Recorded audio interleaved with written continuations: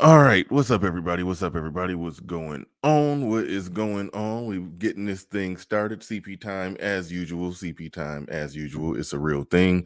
But we here, and we started. Gonna be getting into the Freaknik thing. Been holding off on covering this. Was supposed to actually end up talking about it last night, but things didn't fall through because it was supposed to be a panel, and then a lot of people ain't show, so I just canceled it. But that's good. That's good because everything I got to say about it can be said right now.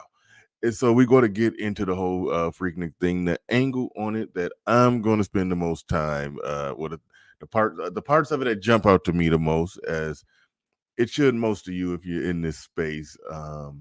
The charging up of men, particularly the charging up of black men.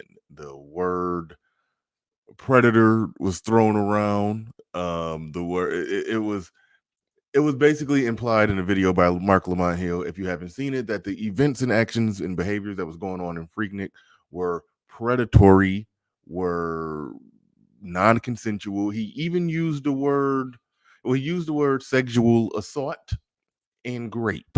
He used those words in a video to describe Freaknik, where women got in their car and drove across the country to go to a place where those things were a little more permitted.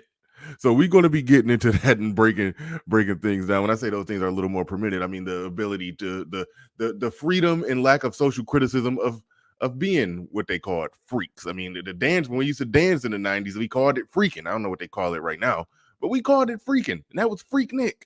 People got in their car and drove down there to do this. Okay, we're going to get into it. I just wanted to give the teaser trailer of what we're going to be talking about in the show today. We, as you can see, joined by Hood Conservative. You know, it's always going to be a good one when we have him in here on the Saturday show. So with that said, ladies and gentlemen, let's strap on in. Let's get ready to go. Let's get it.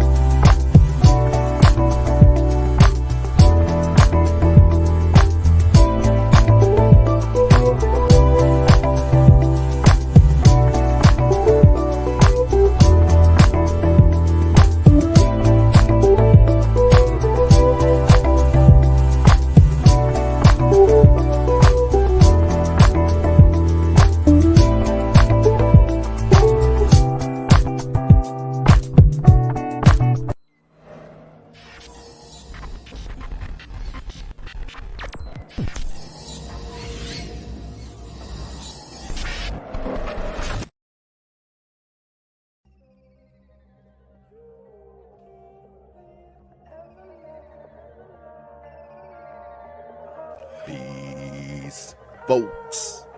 This is X from TPOT Media. Open your mind and wake your black ass up. You know what time it is. Hit that damn like button as you make your way in the door. Grab a seat, settle in, get ready.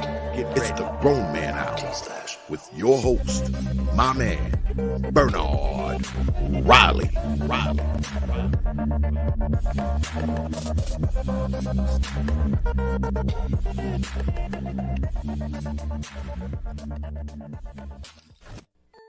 All right, what's up? What's going on, everybody? Shout out to each and every one of you. You already know the deal. You know the routine. Make sure you hit the like button whether you catch it live or we catch it after it's uploaded, whether you catch it live or you catch it after it's uploaded. Shout out to everybody in the building. Shout out to LB Crypto. I see what you're saying right there. I will start checking my Instagram DMs. I haven't been checking them lately. I got a lot of them piled up. Y'all been sending me some solid gold content that I've been ignoring. So I do gotta get on that. I gotta reset the alerts to where I get, I don't know, my phone. I had too much stuff going off on my phone. The YouTube blinking every 5 minutes. Instagram was blinking every 5.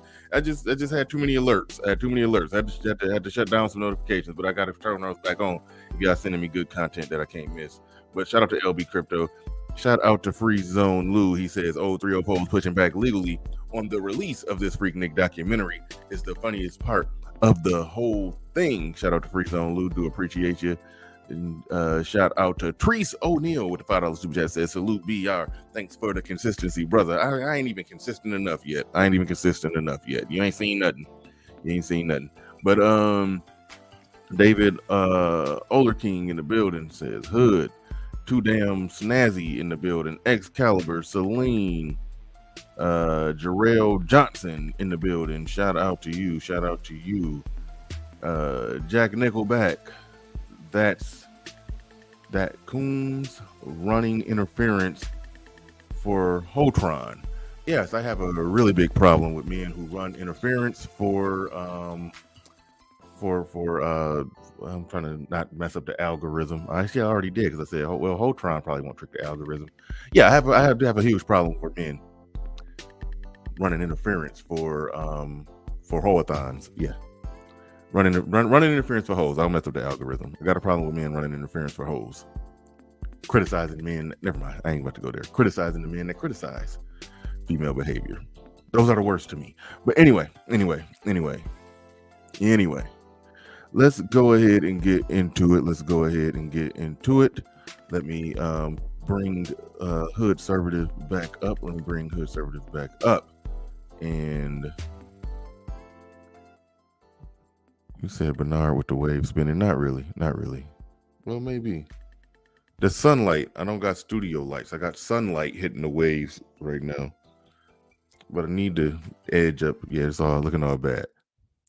Dang, everybody talking about my waves. Hey, Fatty.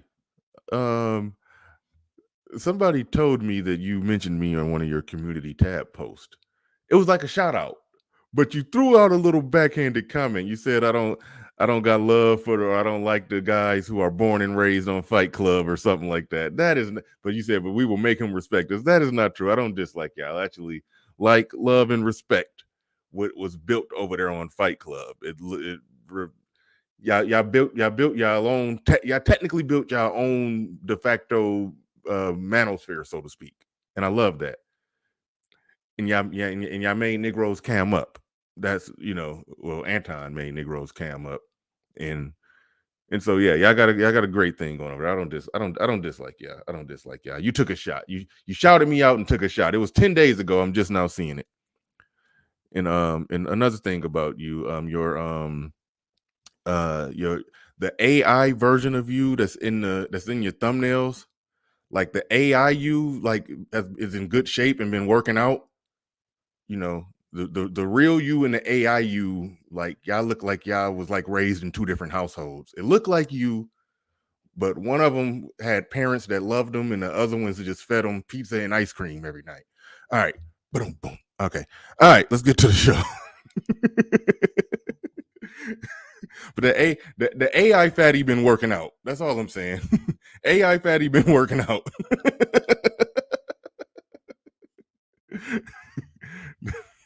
All right. Shout out to Fatty. I do respect y'all. Y'all killing it over there. But yeah, and everybody who doing content from that whole sector, yeah, y'all doing the thing. No disrespect. I had to slip in that joke because I'm hating on your thumbnails because they looking real good. Hating on your thumbnails because they looking real good. I gotta put some AI in my thumbnails. But all right, we got Hood Conservative in the building. Bringing us this Freaknik fuckery, man. Go ahead. You got the floor. You got the mic. Go ahead and get a setup. Oh shit, are you there?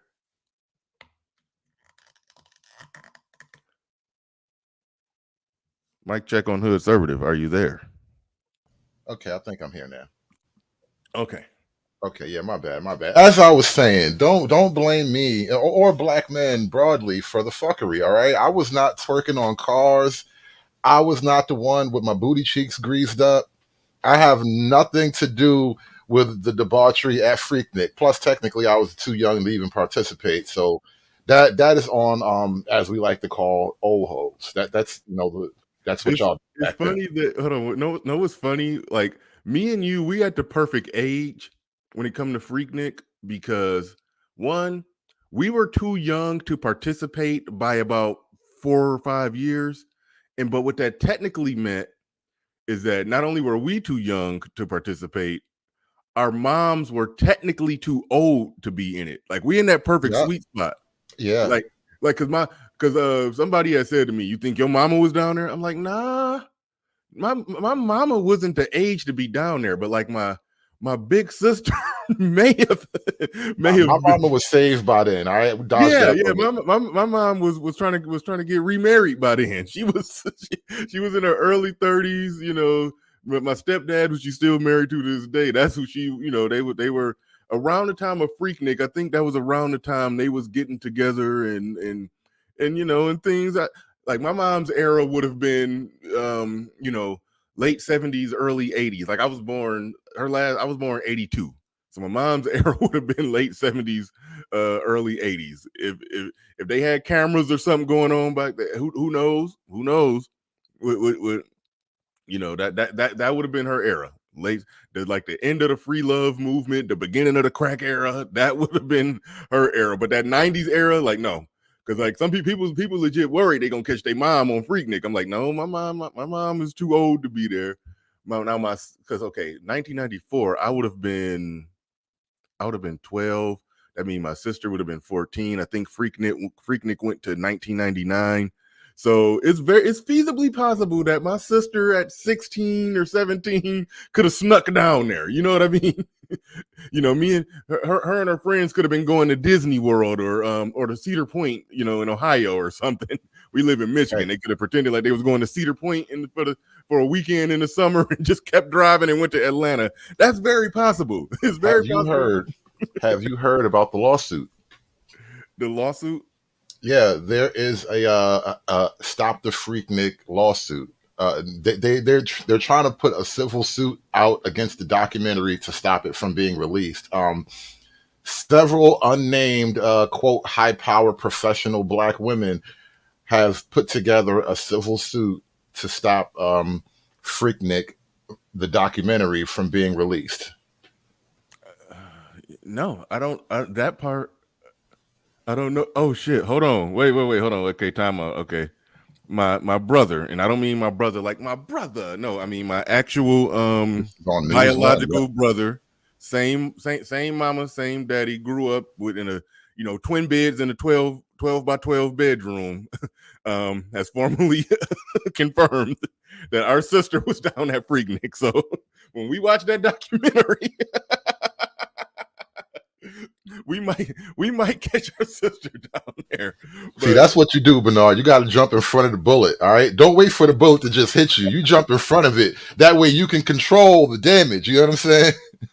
see, I was glad when they was asking, people was like, trying to figure out, okay, well, dang, you might see your mama. I'm like, no, my mama too old to be messing me down there. But I was like, wait a minute, my sister, she was, I mean, she was at the age where she could have faked a little girls trip to Cedar Point and then just kept driving to Atlanta and yeah, she could have. My sister could have snuck down there. That's all I'm saying. And my brother just confirmed that yeah, she was down there. Okay, cool. All right, sister was down there at Freaknik. All right, at least it wasn't my mama down there. I can live with that. My sister get caught down there on the Freaknik documentary. I can live with that.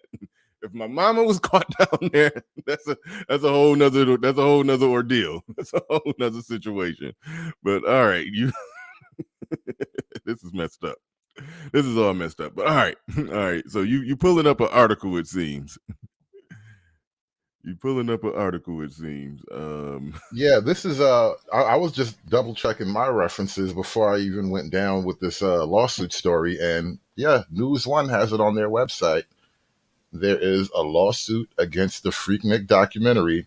One, because Ho was mad, and two, because they don't want you to know they was young hoes. Mm-hmm. Yeah. Yeah. What okay, so how organized is this? I This mean, group of women is comprised of one politician, three high-level corporate executives, and one judge. Big booty judge, big booty. wow. They is trying to is shut down. That is Yes, a crazy. judge, bro, a judge. Like, damn, I wonder if you find out your judge was at Freaknik busting it open, is there some way, somehow you could use that to get your case thrown out? Because clearly hoes can't judge real niggas. You know what I'm saying? Like, is there some type of legal precedent for that? Hoes can't judge real niggas. That's what you said. Yeah. Work with me. It's a new legal theory. It's a brand new legal territory that we're trying to carve out here. That's all I'm saying. That's all I'm saying. If you was a hoe back then, how could you judge this nigga now? Okay, yeah. That is an interesting dynamic that the hoes that was clowning at Freaknik, sitting on the bench as a judge, looking at with judgment, literally judging, literally the new batch, new generation, the type of men that she was out doing debaucherous shit with. Yeah, that logically follows. I mean, you might have something against the niggas that know the real you. Yeah. Just saying. That is interesting. That is interesting that they trying to get the whole lawsuit jumped off. But And look, this is what else is this is the other side of it that's fucked up. And this is like real shit. All jokes aside, this is deeply fucked up how things work. The women plan to remain anonymous, right? So I haven't read the article, so yeah, you got to hit me with the. Yeah, I'm just skimming through the article now for the first time. I kind of knew of this, but I hadn't really looked into it until just now while we were talking about it. But hold on, is this? Hold on. What up, Rock T? What up, Ricky? Good morning, everybody. I'm your girl, Brad Tat Tat, and this is the hot spot where we bring you music. Is that y'all gonna be on there? I know they got. That is actually the website itself. Okay. They had a clip from that morning show that the Brad and them do. They were talking about the lawsuit. You said the Brat got a morning show or something that you do? You know, Ricky, Smiley, and them, they've been doing that. Okay, all right, yeah. I just been noticing, being in the podcasting business or whatever. It's just like it's like some lightweight hating that I do when all of the people that's cheating their way into the game using their celebrity that ain't got nothing to do with podcasting and just Like start Shaq. a podcast. Yeah, it's like, God damn it, invest your money in some shit behind the scenes. Go polish your trophies, Shaq. Leave this to the regular people, all right? Yeah. Let the regular folks have a podcasting game. But anyway, that's just me hating. That's just me hating. No big deal. But yeah. So I was pulling up a video, and well, hold on. Was it? Well, you say you just not saw this. It's no part of this that you actually want to. You weren't trying to listen to this shit right here, was you? No. I was just skimming through the website. I happen to notice. Let's talk about that now. When you say the women, there's an attempt for the women to remain anonymous. So they can just anonymously, right? So the whole point of the lawsuit is for them to remain anonymous, which is like, don't go telling on yourself before the nigga snitched on you, right? How you gonna preemptively snitch on yourself? Say, yeah, I am in those documentaries, but you shouldn't know about it, right? So it's a weird situation of you're trying to stop me from knowing it was really you, and you get to remain anonymous the whole time. So it's like nameless, faceless women get to destroy a black man's work. Like these are nameless, faceless black women who get to say, no, Luke, you don't get to do that. It's like, who are y'all? Like, literally, who the fuck are y'all? Yeah. That's legit. That's legit. Shout out to SKC. What the hell? I may need to update this. Something is not right with my StreamYard. Because I can't. Okay, anyway, y'all don't need to worry about that. I'll fix that later. SKC in the building says Freaknik is part of modern black culture. Happy building, pro blacks. Would people get mad if Pura covered this story? Hashtag coons out. That's what I've always been saying. The argument against her would stick and hit a little harder if she was like in the thick of it. And if she built her studio in ATL and had some ATL thoughts in there, everything that they saying about her would definitely stick a little harder about trying to capitalize off black dysfunction and all of that shit. If we saw some ATL thoughts in there popping off and shit, getting into fights on her show and all of that, yeah, that shit would have stuck harder. But yeah, if she covered the Freaknik, yeah, that would trigger quite a few people. That would trigger quite a few people if she went on and covered this. But I think they G checked her enough to where I think she go to tread carefully on covering. Yes, I don't think she's gonna touch it. But that would be funny though. But shout out to SKC. Do appreciate you coming through, dropping the $5 super chat on it. Do appreciate that.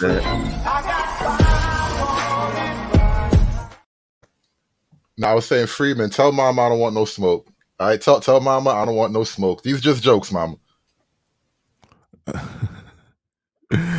He said, my mom heard "Who the fuck are y'all?" and she sighed heavily. Granny Friedman gets the work too. Oh wow, you got your grandma, you got your mama listening. That's an interesting development. Hey, put some earbuds in. Your mama don't need to hear this. Yeah. But let's get into it.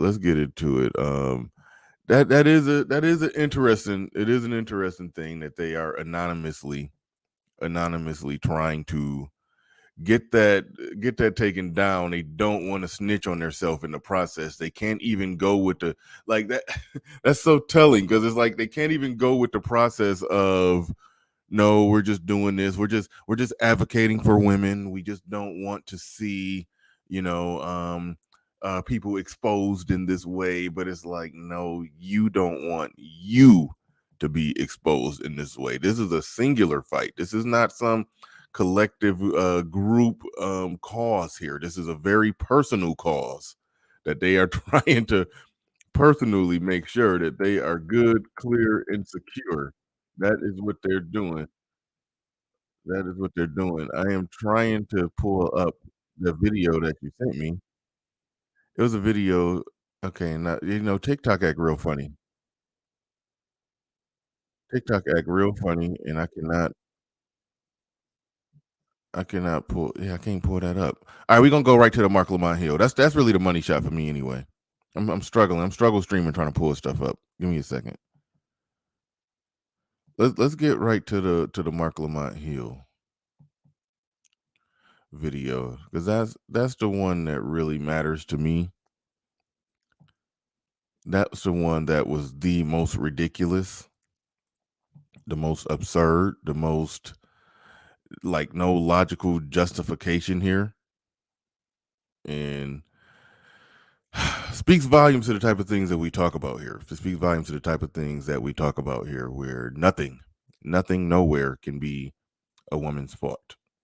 Everything's a man's fault. The women are just, just perfect, sugar spice, everything nice. And anything that happens with a woman that looks, if it even looks kind of not right, it was that man's influence. It was the man that did it. He made her do it. She was forced to do it. And this just speaks to that. But all right, so I'm gonna roll the tape. And let's go ahead and get into it. Let's go. Hold on. All right.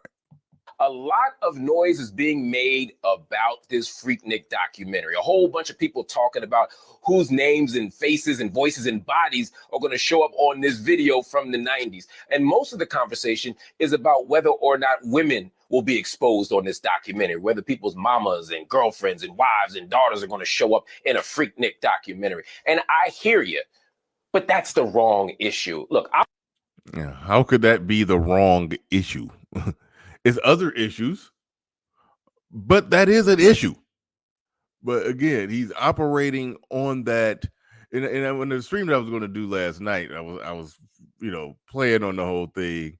If your past don't matter, why you're so worried about the Freaknik documentary coming out? Your past don't matter, right?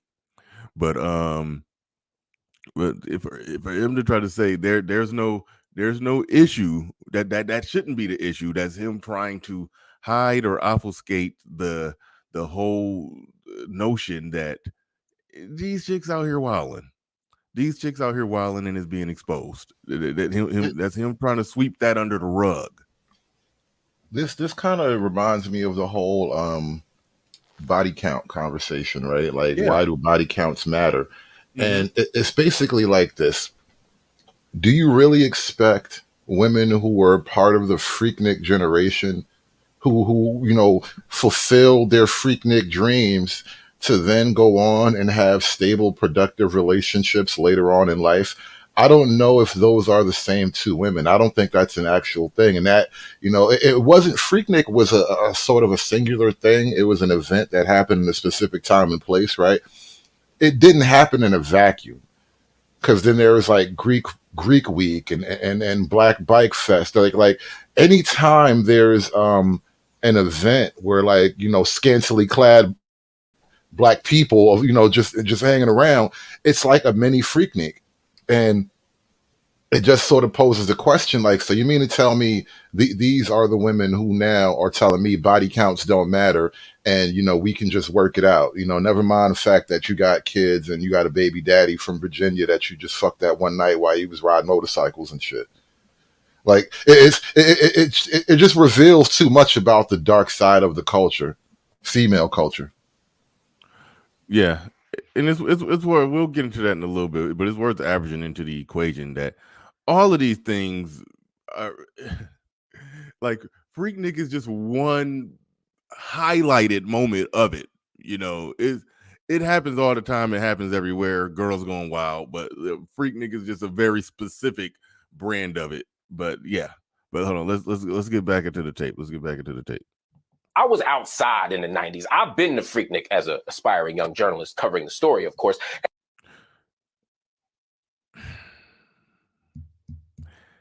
Could it be possible that Mark Lamont Hill was out there wilding out too? And then, finished his education, because I'm assuming he was college age. He finished his education, became a journalist, and now he's on TV.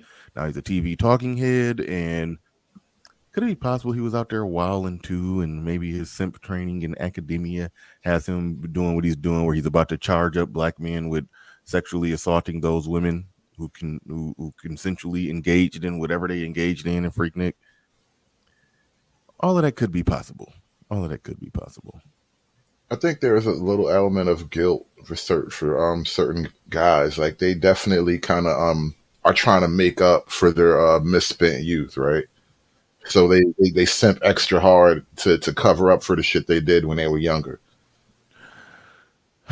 We run into a lot of that sometimes on panels when somebody, sometimes an older guy who was probably was, from that 80s, 90s, probably 70s era, and did all, late 70s into the 90s, probably did all kind of shit. Probably mistreated all kinds of women. And it's like they damn near overcorrect when they get older. They feel, you're right. I mean, they feel bad for what they did, and they just thinking, look at how we used to treat these women, abuse these women, and then they get older, then they got daughters, and then they hear how men talk today, and they know what they used to be, and now they charging up dudes who it don't even necessarily apply to. They start doing that. That just oh my God, it's too personal. But it's such a weird thing to think about. It's like, look, just because you used to smack your bitch up don't mean I'm gonna fuck your daughter up. All right, don't make me young you. All right, that's what's really going on here. Just because you used to smack your bitch up, now you looking at me like I'm about to smack your daughter up. Like, nah, bro, that's not what's going on here. But she do need to chill though. Yeah. Issue. Look, I was outside in the 90s. I've been to Freaknik as an aspiring young journalist covering the story, of course. And when I was there, I saw what was happening. It's not just about women being half naked. It's not about women's hypersexuality. No, Freaknik is about men ogling, men fondling. Freaknik had a lot to do with male hypermasculinity and sexual violence. Freaknik is a rape fest. It is a sexual assault fest. That's not the only thing going on out there. I'm not...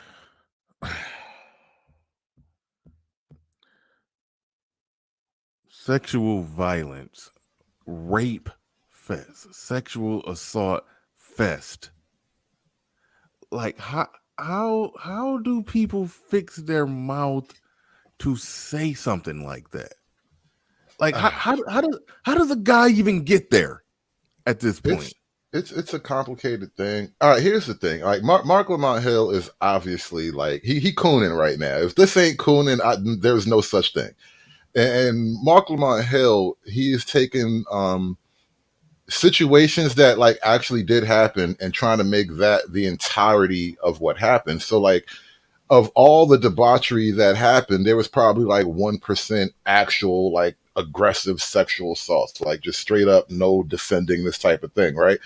But at the same time, it was just a culture of like girls walking down the street, and you know, if you smacked her ass and she didn't say nothing, she was with it.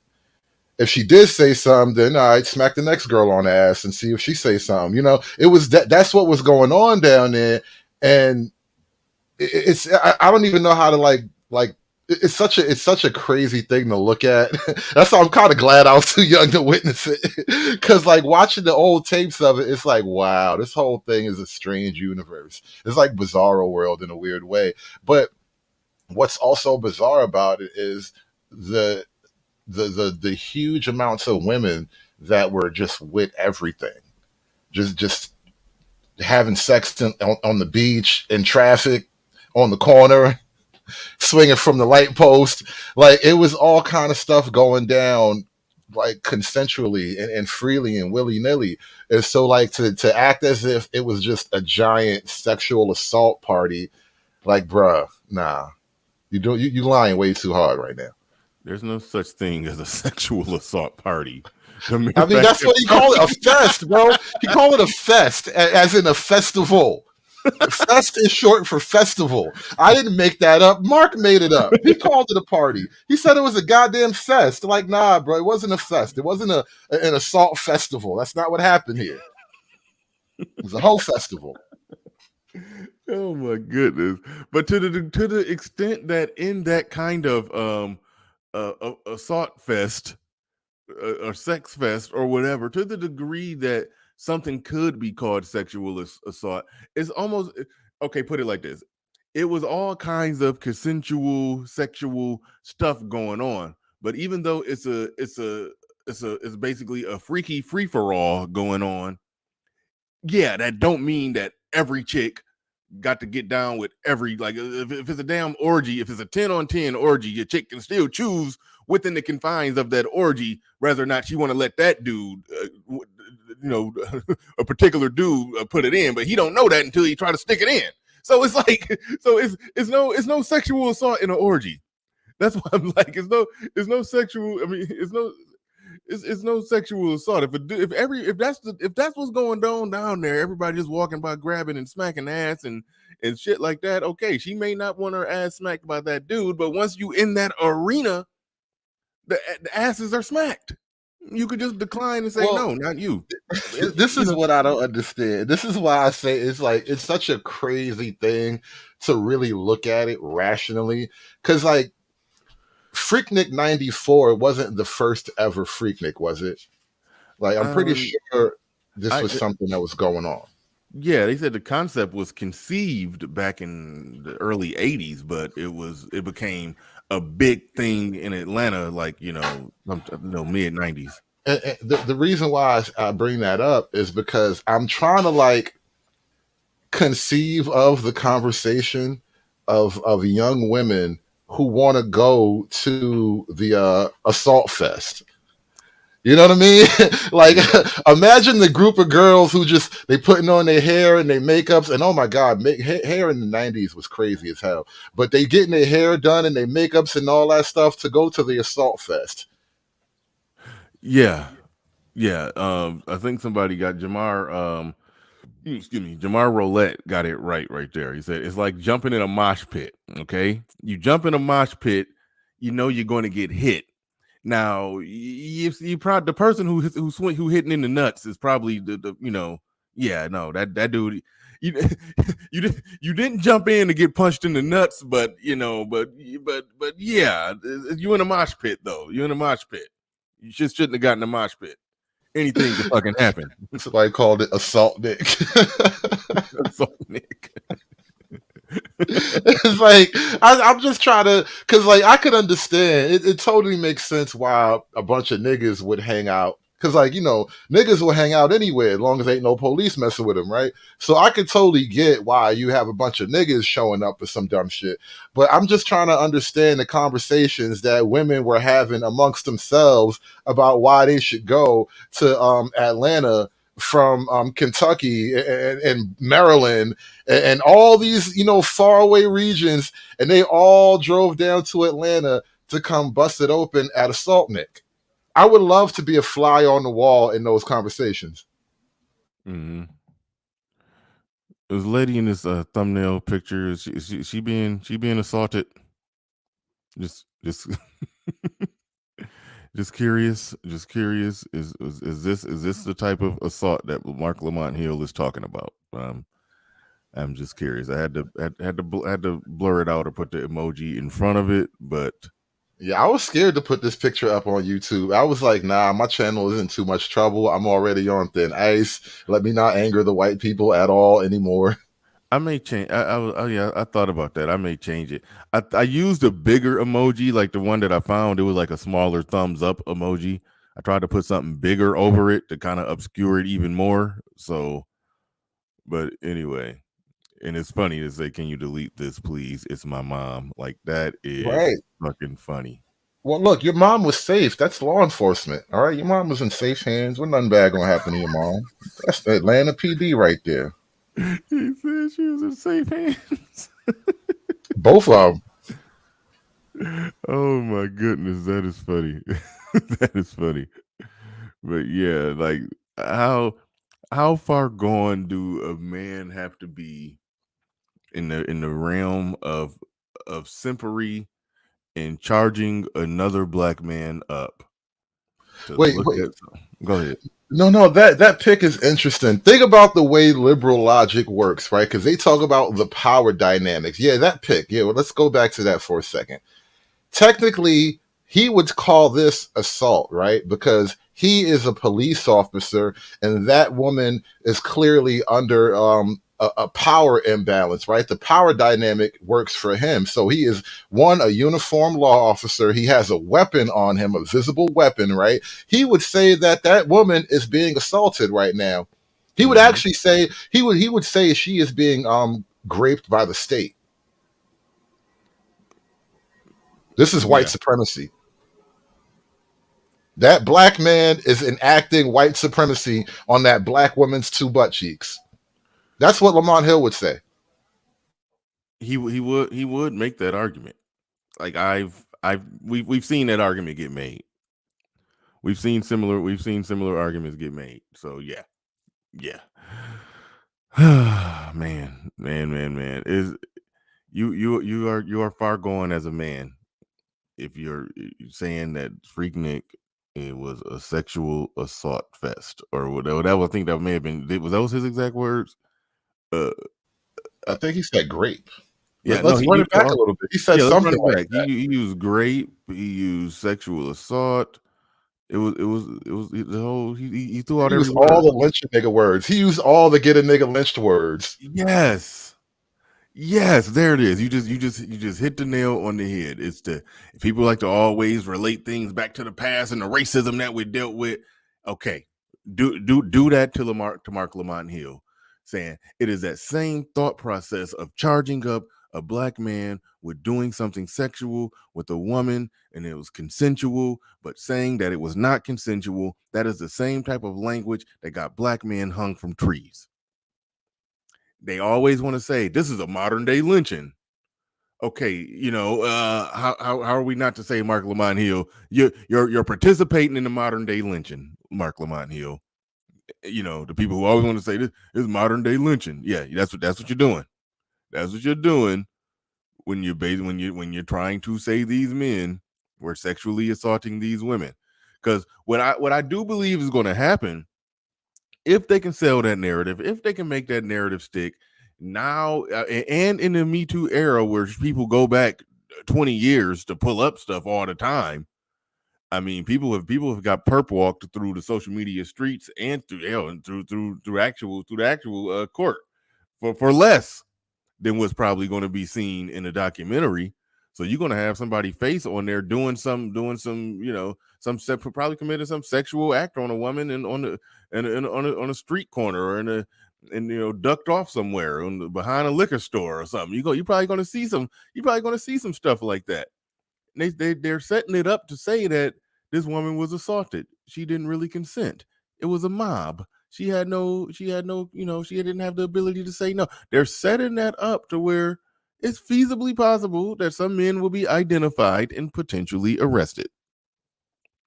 Story, of course. And when I was there, I saw what was happening. It's not just about women being half naked. It's not about women's hypersexuality. No, Freaknik is about men ogling, men fondling. Freaknik had a lot to do with male hypermasculinity and sexual violence. Freaknik is a rape fest. It is a sexual assault fest. That's not the only thing going on out there. I'm not trying to demonize or pathologize Black people, but if we're talking about the worst parts of Freaknik, it wasn't about the actions of women. It was about the disgusting actions of us men. And so when you watch Freaknik, you don't need to be worried about mama, daughter, sister, girlfriend. You need to be worried about brother, son, husband, or yourself, and whether or not you were engaged in some of the worst parts of patriarchal culture, whether you were engaged in some of the worst parts of patriarchal culture. Blame the patriarchy.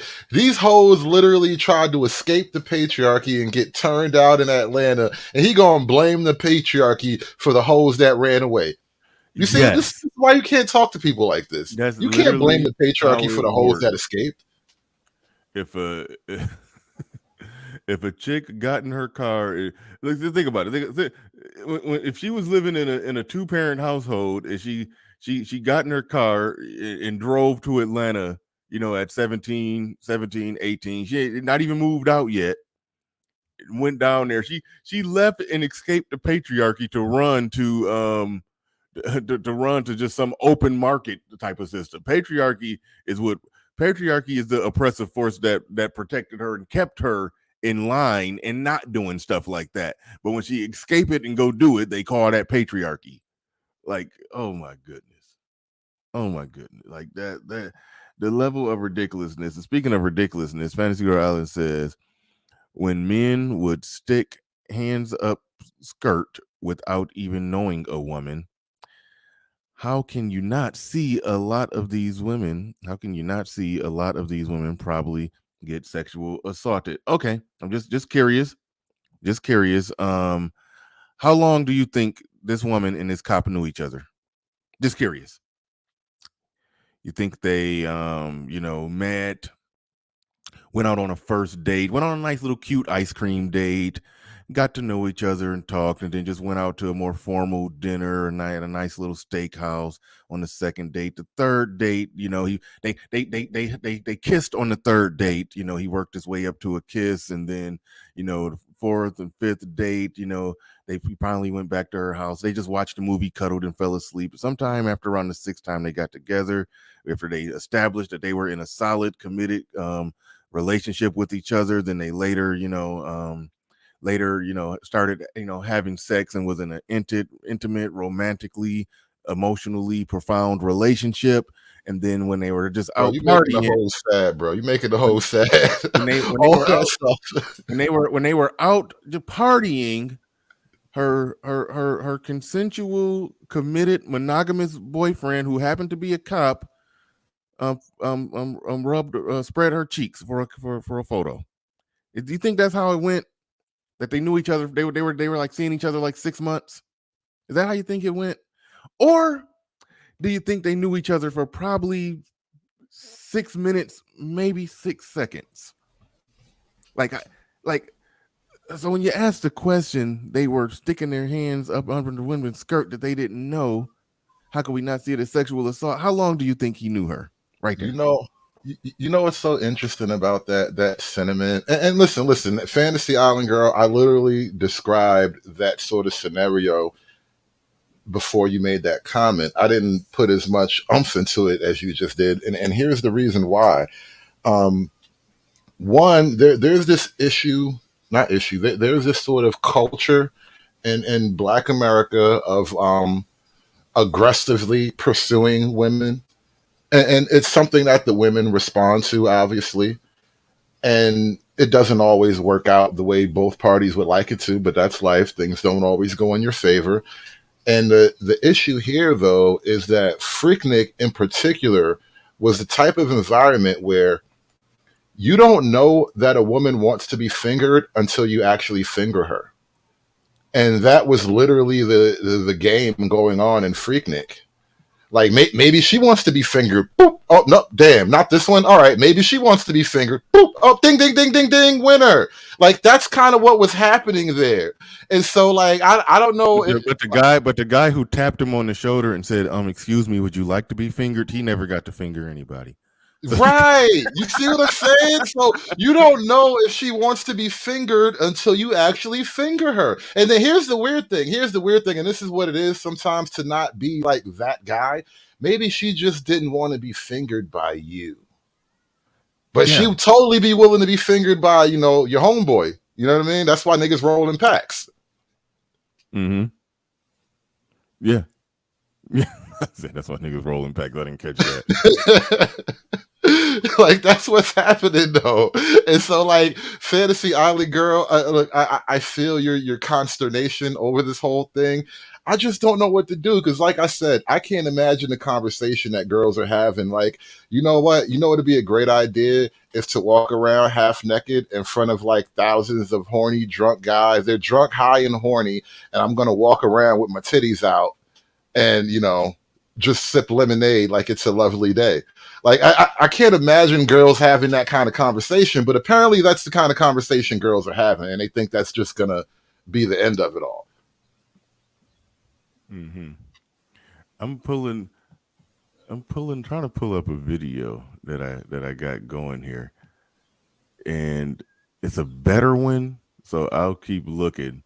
But it was basically a video on the It's Complicated channel where they said, when it comes to when it's somebody you don't know, not somebody you don't know, but if you and this person have never kissed, I'll just explain it. It's fun to show the video because you can see the women malfunction. You can see them like kind of hot wiring when you actually play the video because they process it and they understand that, oh shit. But it was basically asking, hold on, I got it right here. I'll pull it up. There's a shorter version of it.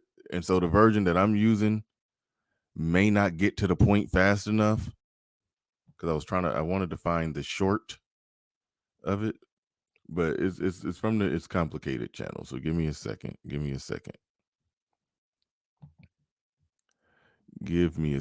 Like, I just, when it comes to Freaknik, to even make the argument of sexual assault is turns into like, okay, let me say it. In the cesspool of Freaknik, is it possible that a woman can be raped? Yes. If a guy was attempting to do something to her and she said no and he kept going, that would legally meet the burden of that would legally meet the standard of rape. It would. So nobody is denying that. But when he's saying that it's a sexual assault fest, he's basically saying that all the many sexual, acts, and by sexual acts, I'm talking groping, dancing, grinding on each other, pinching. Hold on, Bernard. We gotta go to Fantasy Island Girl's next comment about walking around with her titties. We got now, since she walks around with them, we got to talk about them directly now. Oh yeah. I just thought about that. The girl, she started I've spoken to her. She's been on my show before. I haven't even read what comment you're talking about, but yeah, she said she started her OnlyFans to get money to buy titties. But she's talking. No, I'm not hating on the titties. I just want to make a point when she says she walks around with her titties out all the time and men don't touch her. Men are much more controlled today than they were back in the day. And that's great. I don't want people touching your titties. You have the right to give your titties to whomever you like. That's fair. All I'm saying is the whole purpose of men being, quote, much more controlled is so you can be a hoe. And that's the part that I resent. It's like you only want you want me to be controlled so you get to be a hoe.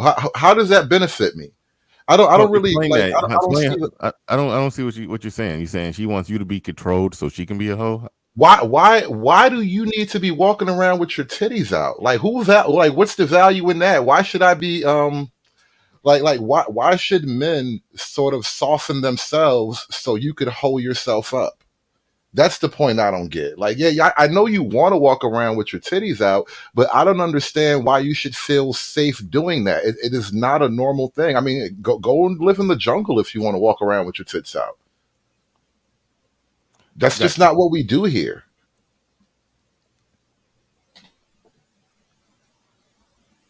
Oh wow, Jack Nickelback said, "How long before we see the hashtag Freaknik Survivor?" That's funny. That's funny. Surviving Freaknik. All right. I hope this clip actually gets what I'm looking for here, but let's just go. What is more special to you? If it happens spontaneously in the heat of the moment, or if the guy asks permission first? Spontaneous. Spontaneous. Yeah, spontaneous. Okay. What does that say about consent? If you're fine enough. Consent. Hold on. Yeah, watch her. Okay. She says, what does that say about consent? If you're fine enough. Uh-oh. No, they're gonna cancel me. You have to catch. I didn't mean mean that. The vibe. There's a vibe. Okay, let me ask you this. What did Freaknik was one big ass vibe? What the fuck? There's a vibe. That's it. Freaknik was the best vibe. That's all it was. Everybody was vibing. That's literally what it was. Everybody out there, people sitting on top of cars, they climbing out the sunroof, sitting on top of cars, they having a good time. It was the cars probably jumping up and down and bouncing and big ass rims, spinning rims and shit. It's like the whole works. It's like everything just going down out there. It's a free for all, but in the midst of a free for all, a woman can say no to one particular guy. She's free to say no. But the mere act of that free for all and all that was going on, nobody is wrong with in the paradigm, in the bubble of that free for all. Nobody is wrong unless somebody forcefully does something after a no. But somebody making an attempt, the only thing they can truly say is what you said here. If she ain't feeling them, if it ain't a vibe, if it don't feel, but it's not sexual assault. It's just you declined his normal customary advance, and the customary advance is making a physical play on the situation. That's what it is. They can't sign up for that. Now if that's a shitty game, I'm not saying they have to play the game, but what I'm saying, by going to Freaknik or going to a certain situations, you are signing up for that game. You can decline at any moment, at any time, for any reason, but you don't get to claim you were sexually assaulted if you declined an aggressive physical advance and you declined it and then he backed off. You don't get to say sexual assault. But that's what Mark Lamont Hill is trying to sell. Let me just listen to a little bit more of this real quick. Well, hold on, real quick. Is it fair to say that community mating rituals include aggressive sexual assault? Is it a black thing? It's just how we do. Is that what's going on here? Like, if you're gonna say, because look, the girls, they'll giggle if you corner them and make them admit this, but it's like, yeah, they kind of do want you to touch their butts randomly, and if the right guy touches her butt at the right moment, ding ding ding ding, it's like this quiet unacknowledged game. And then if the guy describes the game, it's like, oh look, he's a bad guy. It's like, but y'all, you was playing with me this whole time. Yeah, I mean, what I would call for is just a certain degree of honesty. It's okay. It's not sexual assault. This guy made it an aggressive play or move on you, that you would be okay. If put it like this, if we change the social norms to where a guy making a spontaneous move, I tell the story all the time. I was at the club and I was going off the right amount of whatever I was drinking that night. And I was feeling, I caught the vibe. A chick walked by and I just reached up and grabbed her by the hand and pulled her into my lap and started talking to her, and she was with it. that was some sexual assault by some standards. You literally sat her on the dick in the club, like, here, you belong here. Let's talk. And she was like, okay. And that's how it goes. What the fuck? And so that situation, and me and her, we had sex the next day.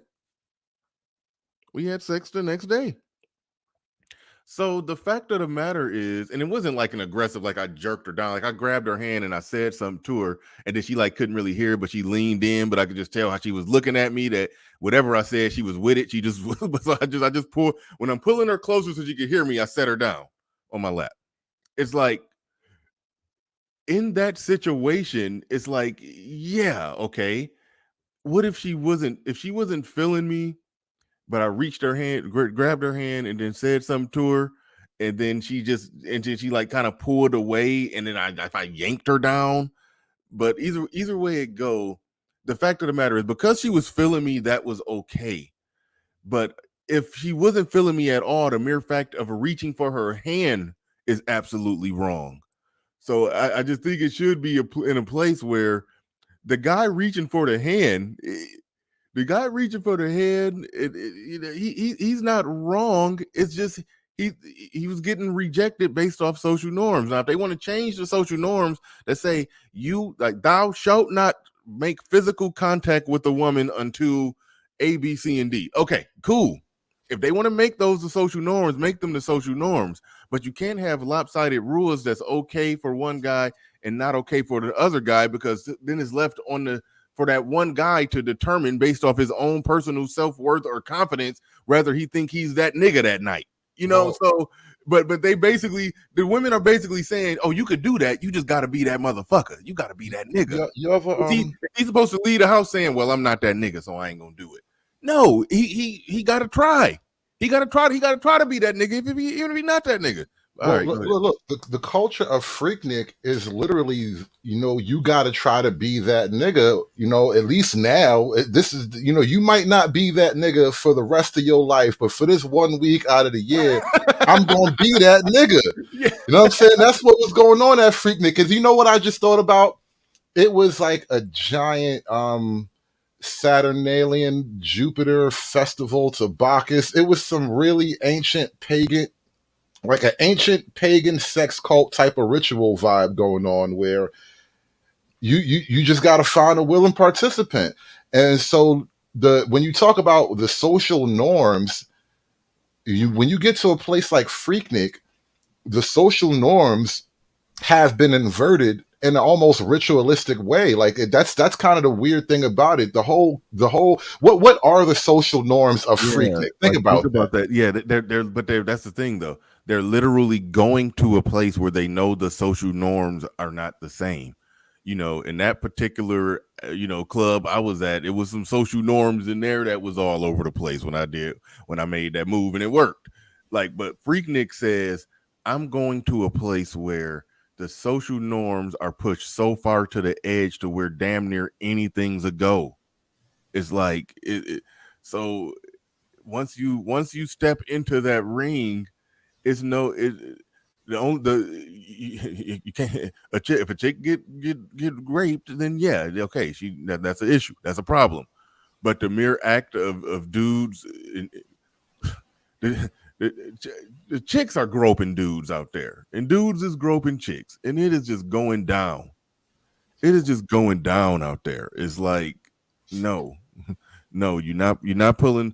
You're not saying that's like accusing somebody for public indecency for showing up naked on a nudist beach. It's like, you can't do that. Even worse, it's like two people get caught having sex in public and you only arrest a man. That's kind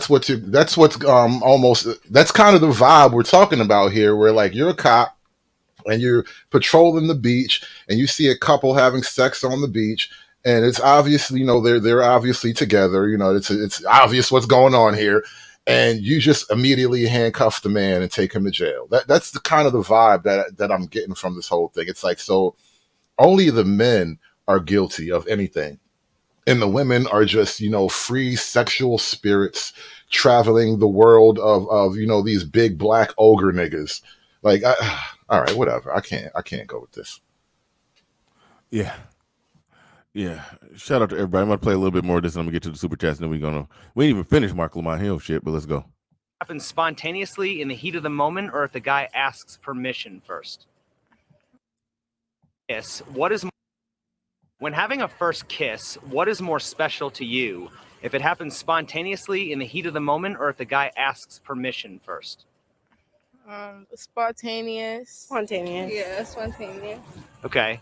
What does that say about consent? If you're fine enough. No. No, they're gonna cancel me. You have to catch. I didn't you mean have to catch that. the vibe. There's a vibe. Okay, let me ask you this. What determines what should and should not be spontaneous during sex? If you're ugly, don't even try anything spontaneous. If you've talked about it at least like before. They should be able to read the situation, I think, and spontaneous would be the right way to go. I think. If you ask, it kind of ruins the moment. Yeah. It's like, oh, It makes it a little awkward, I feel like. Yeah. That I'm a big transcends all. I'll get back to the Mark Lamont here, but it transcends all racial lines and everything. If you ask, it ruins the moment. It ruins everything. And when Freaknik is the place where you damn near no. What's one of the weird things now that we're kind of let's just lightly touch on this area because this is like part of the dark female psyche. But and this is one of the stark differences between women and men, right? When it comes to like sexual fantasy, men typically don't fantasize about being dominated by women. Like that is a thing that, they got dominatrix. That's a whole subculture or whatever, but that is a minority. That is a sliver of the male sexual psychology, right? Generally speaking, male sexual fantasies tend to be from a dominant position. Women fantasize about being dominated. Like they have great fantasy. It's, they try to popularize it with a rich, good looking guy with that movie. What was that thing? Something gray, Shades of Gray, 50 Shades of Gray. Yeah. They try to popularize that kind of sentiment, but that is a part of the, the female id, right? There's just something about the animal that we are as men and women that that kind of behavior speaks to something really base inside of the female mind. Yeah, no, agreed. Let me get to the super chats. What do I got? Dane C kind of caping for Mark, saying, to be fair, Mark is reading off of a teleprompter. Okay. As much as dudes are neutered in their approach and analysis of things, a lot of dudes in the mainstream media, that's why I say, the type of media that we do is very important. We have to keep applying pressure. Despite the fact that pressures are coming from all over telling us to shut up and stop criticizing women or stop doing what I can call a counterpunch to women-centric propaganda against men, because that's really what Mark Lamont Hill was doing, some women-centric propaganda against men. That's why I'm like, we gotta stay on the job to the point to where the shit that we're saying is just all over the place and just ringing in so many ears to where it's going to come a time where Mark Lamont Hill is going to look at a teleprompter and just going to be like, I can't read that shit. I know it's nonsense. Like right now in his mind, he's thinking it's nonsense, but I got to say it. Or he probably just full blown believe it. I don't know, depending on how blue pill he is. But I think he's probably at a place where he knows that it's nonsense, but it's accepted nonsense. I want us to get to a point to where the Mark Lamont Hills of the world just like, I can't do it. Y'all got to feed something else in this teleprompter. But no, but I can give no excuse to him on that one, saying he's reading a teleprompter. No, he probably won't.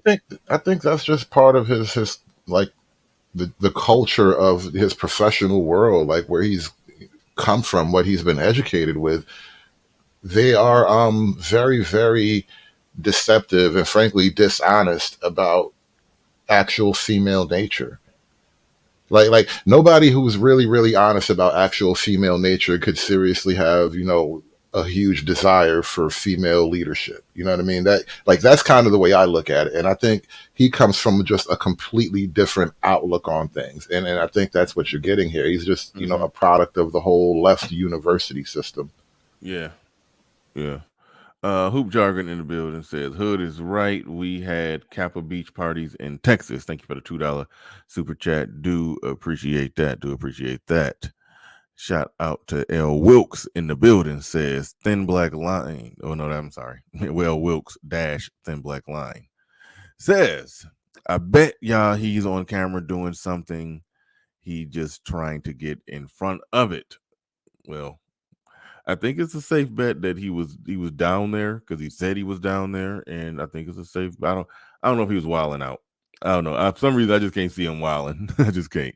But Hoop Jargon back in the building with another one says, "Let's keep it a buck. Hoes used to grab pricks too. Yeah, yeah." No one in the building says this documentary is a National Geographic study on Klingon mating practices. This documentary should be nothing new. By the way, Uncle Luke made several VHS tapes recording these events during the time. That is interesting. That is interesting. Yeah. I do remember. Yeah, he used to be having tapes of stuff that was going down. Yeah, that's true. That's true. He was girls gone wild before girls went wild. Yeah, no, that's very true.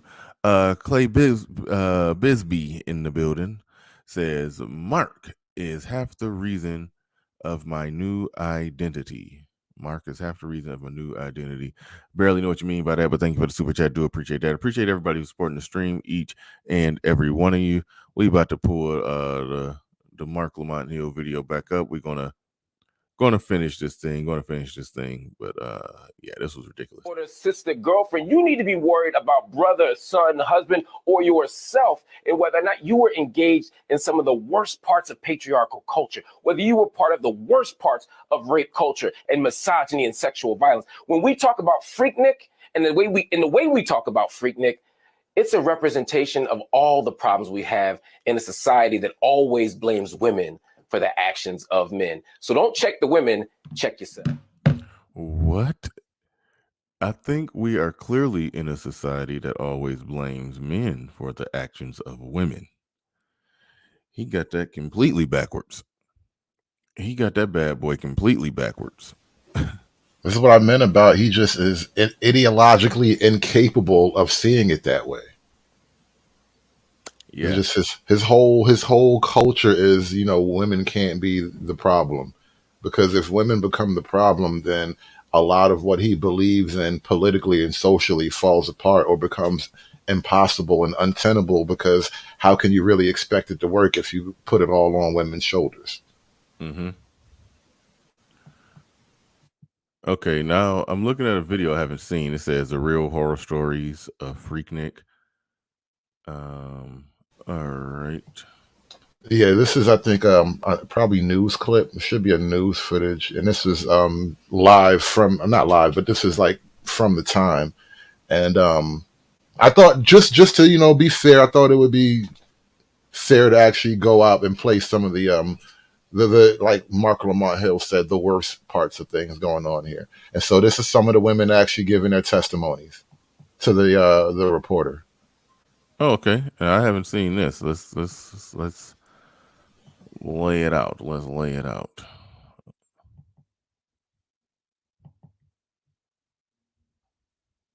And walk to a McDonald's to eat. We kind of wanted to just see. I'm trying to get out of the car and walk to a McDonald's. Hold on.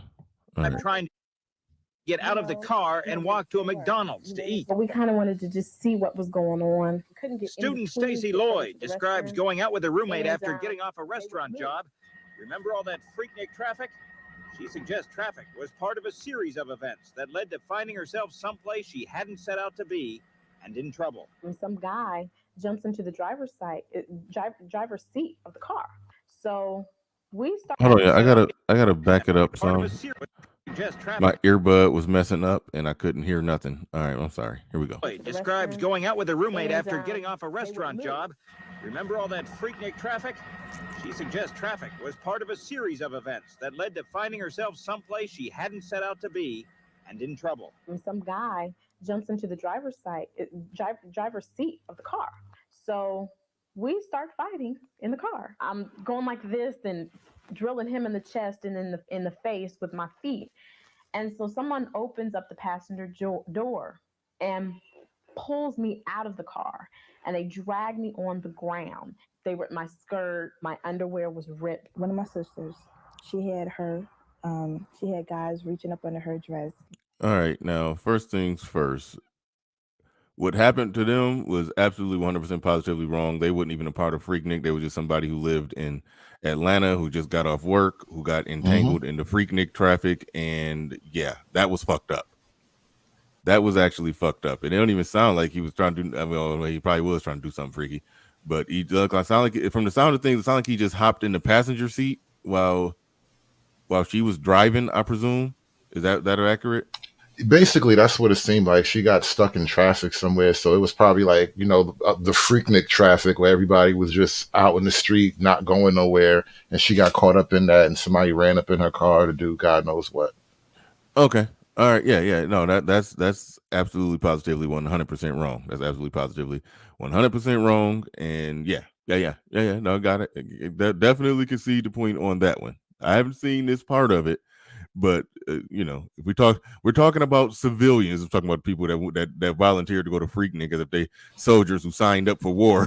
But if a civilian was, she was a civilian. If a civilian was caught in the crossfire or the debris, the shrapnel, and all of that, I feel bad for them. This was a collateral damage. Oh my God! A civilian who got off work. Yes. You see, these hoes cause collateral damage to good women. Oh my God! No, I think one of the reasons why there isn't a Freaknik anymore is because of this type of thing started to just become out of hand. Okay.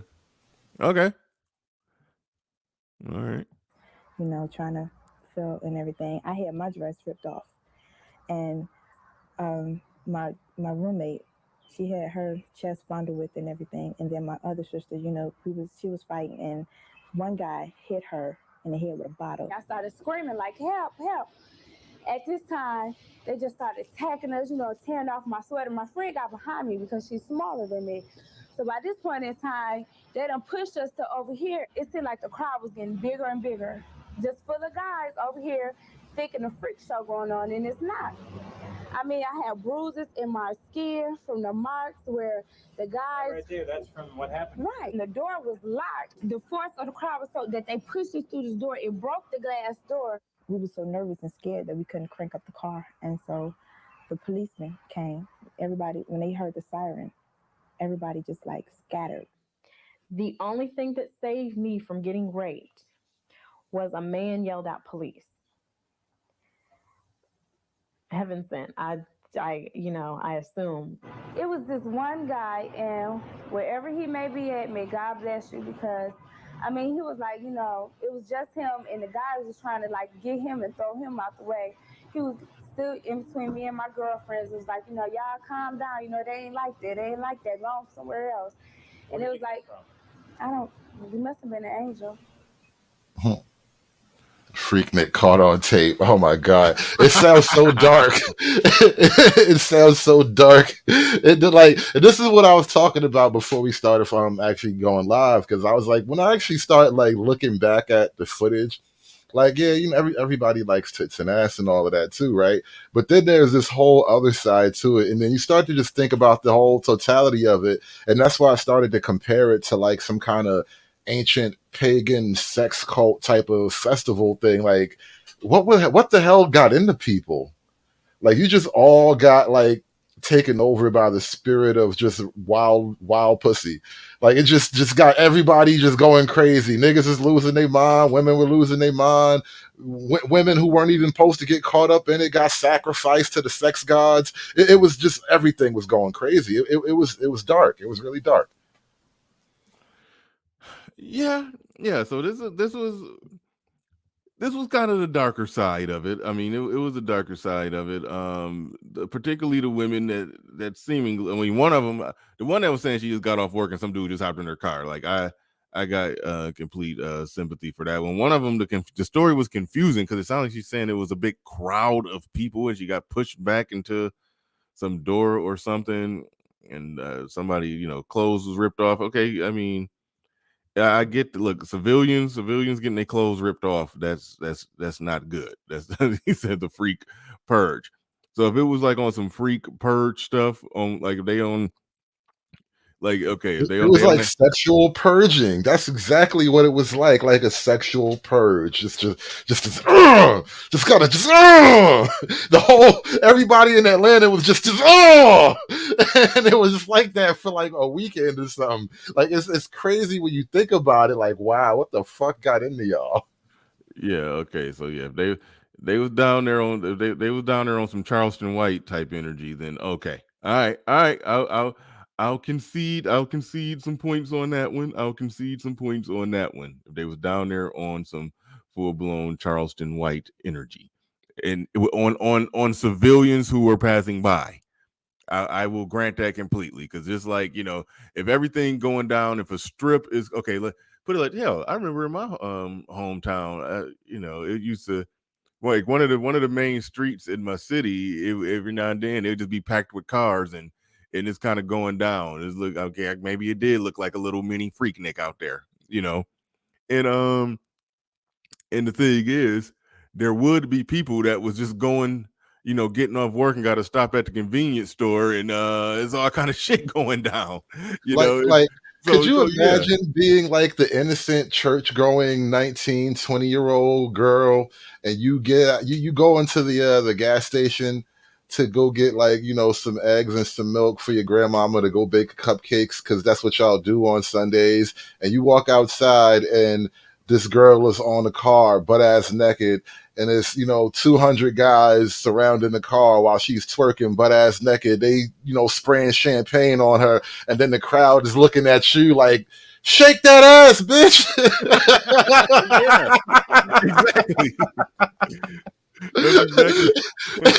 And then the fucked up thing is like probably 60% of them shook that ass too. There's like, fuck it, let's go. Like, that's what made it crazy.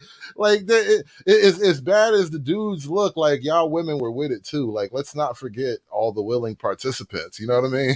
Well, no, that's where my criticism is at for the willing participants. I never looked at it from the perspective of civilians just got off work.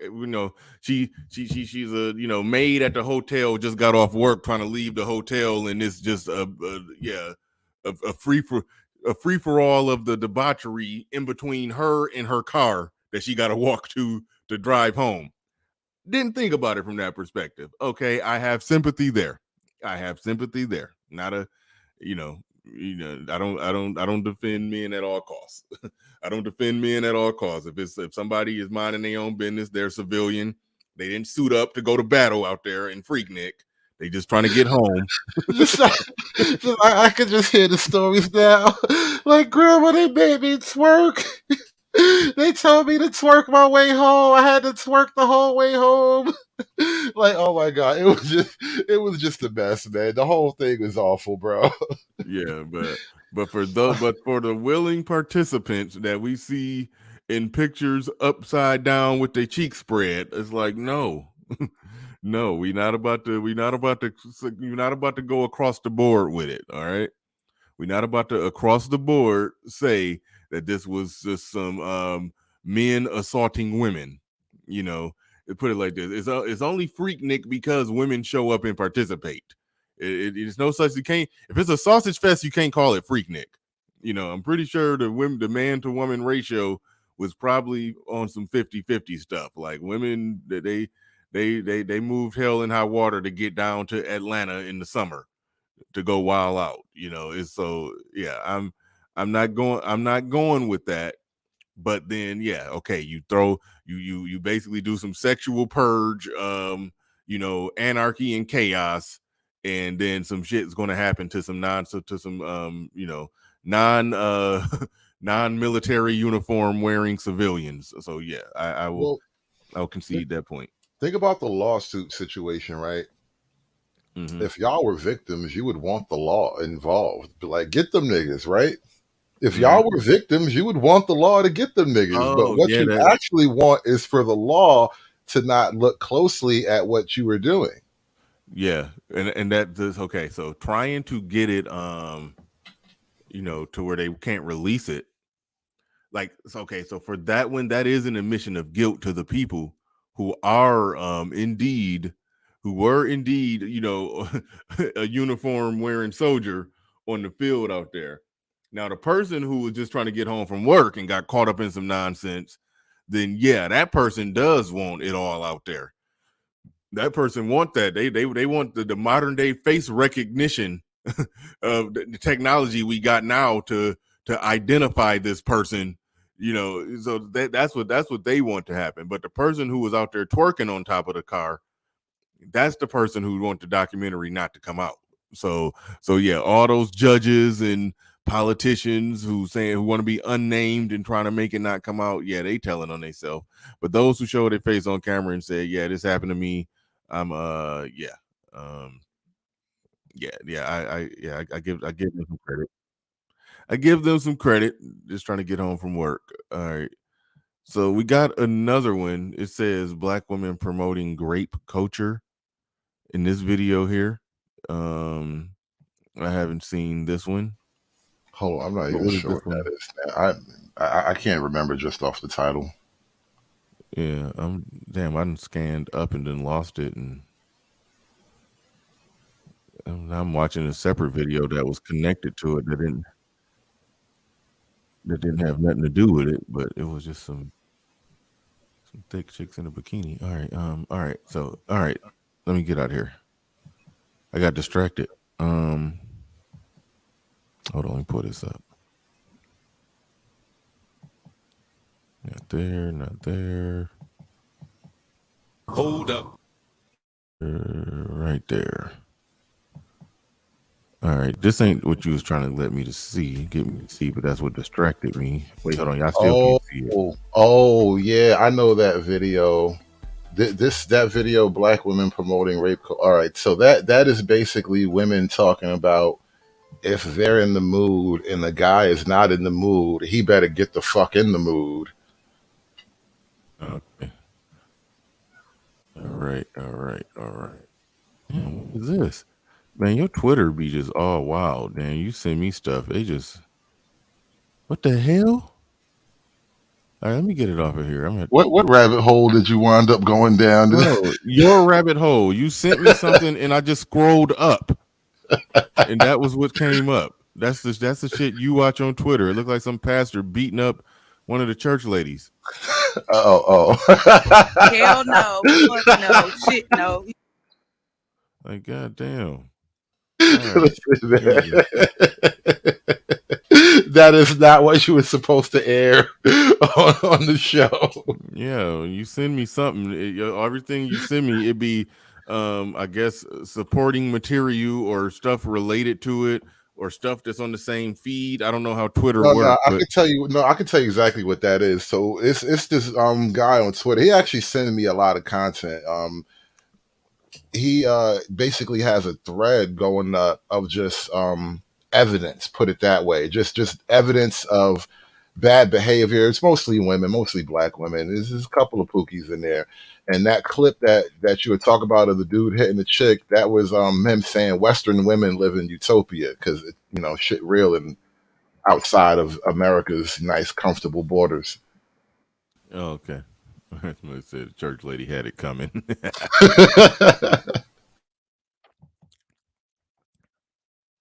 All right, let's see what's going on here. Hell no. Fuck no. Shit no. You better not. Well, how come? Because I said so. Can't say no? Why would you do say no? You don't even know who I am. Who are you? Safari the Tiger. The Tiger. I'm a porn star out here. You're a porn star. Yeah, if it's my nigga and he's saying no to me, bitch, and I want to fuck, I'm sucking your dick and then we fucking. When they want to fuck, we still fuck. So when we want to fuck, we're taking it. We don't care. Period. Wow. No. Damn, that beat is to a Lizzo song, and I'm gonna have to crop this part out. If you saying no to me, I'm gonna just assume that you're gay or something. Wow, why do you gotta be gay? I mean, he can, but that would give me the impression that he's like gay, or maybe I'm ugly, or maybe my breasts, like something is off, maybe because I don't know. Because it's just like it's mad weird. Like, why are you saying no? Like, at least you got a girl, or you're gay, Or he just finds you not cute, right? Why y'all gotta take it though? Why you can't? Why you hit her with that? She said either he got a girl or he gay. She said either he got a girl or he gay. The dude said, well, maybe he just find you not cute. He went on and went there on her. Oh my goodness. Yes, I recognize that beat.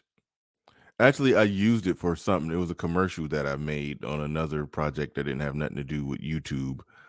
I made a commercial, and I was trying to find. I used that beat, and that's how I found out it was a Lizzo beat. Just so you know. But anyway, Kids be like, nah, man, y'all ugly. I don't want to fuck with it. No, if a nigga see me, he want to fuck. You're orgasming right now where you recording this shit. On God. Let's go, D. Can a man say no to sex to you? He can, if I can say no to him when he asks me for it. He can, but if I want it, then I'm gonna take it. Period. You get raped. You get raped? Damn, why you gotta get raped though? Because there is no. Because you know most women, they be like, yeah, that's crazy. Yeah, women are very interesting people, aren't they? Yeah, they are. That they are. Yeah, I don't even know what to say. But no, put it like this: the most I could say that, and it don't happen that much. But yeah, if you turn down, if a woman wants to, put it like this: if a woman subtly hints that she wants to have sex with you, and you just don't pick up on the hint, the level of pissed off that she is, like they charge men up with being irate when a sexual advance, or if you proposition them for sex and it gets declined, they charge men up with being upset, irate, and raging out and turning into big green hawk monsters when that happens. But no. Decline a woman's, just don't pick up don't, if you just do as little as don't pick up on her subtle hint that she was ready to have sex with you, she's going to take that as a full-blown rejection, and you told her she ugly and her coochie stank. That she gonna be that offended. She's gonna be that offended by you just not picking up on her hint. So I'm technically not shocked that they on some it ain't no ain't no such thing as just no, we ain't, she want to have sex and you just saying no, I'm not really in the mood. One, that never happens, but it very rarely happens. But I guess I'm not shocked. You are muted if you are speaking. Mic check on Hood Conservative. You are muted. Let's see. While we wait for him to come back, let me double check the super chats to start. Super chats. I think I got to all the super chats. Shout out to everybody in the building. Hit the like button and all of that good stuff. We are an hour and a half into this thing. I'm actually gonna drop this one down and see. I don't know if we made it through all the archived clips and everything. Oh yeah, I think it's one more. I think it's one more thing that we're going with here. Oh yeah, this chick here. Yeah, we'll pull this one up while we wait and see what's going on? What's going on with Hood Servative? He fell off the map. Yeah, my bad. I had to I dropped something else in the back chat too. That was the one that we forgot to go through. Yeah, and this is the one off TikTok. Actually, oh wait, you know what? On second thought, wait, I already got that one up. Well, it was one with that chick with that blondish kind of hair. Yeah. This is that one was still on Twitter. This other one I was sending you was directly off TikTok. Oh, okay. Yep. No, yeah, that one I did actually. Yeah, hold on.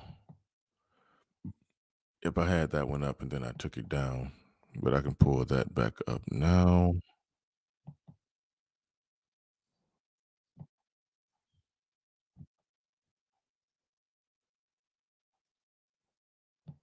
One second.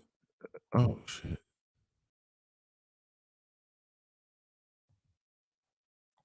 It's taking me forever because of the controls. I'm not a prolific TikToker, so the controls don't be quite the same. Who is in charge?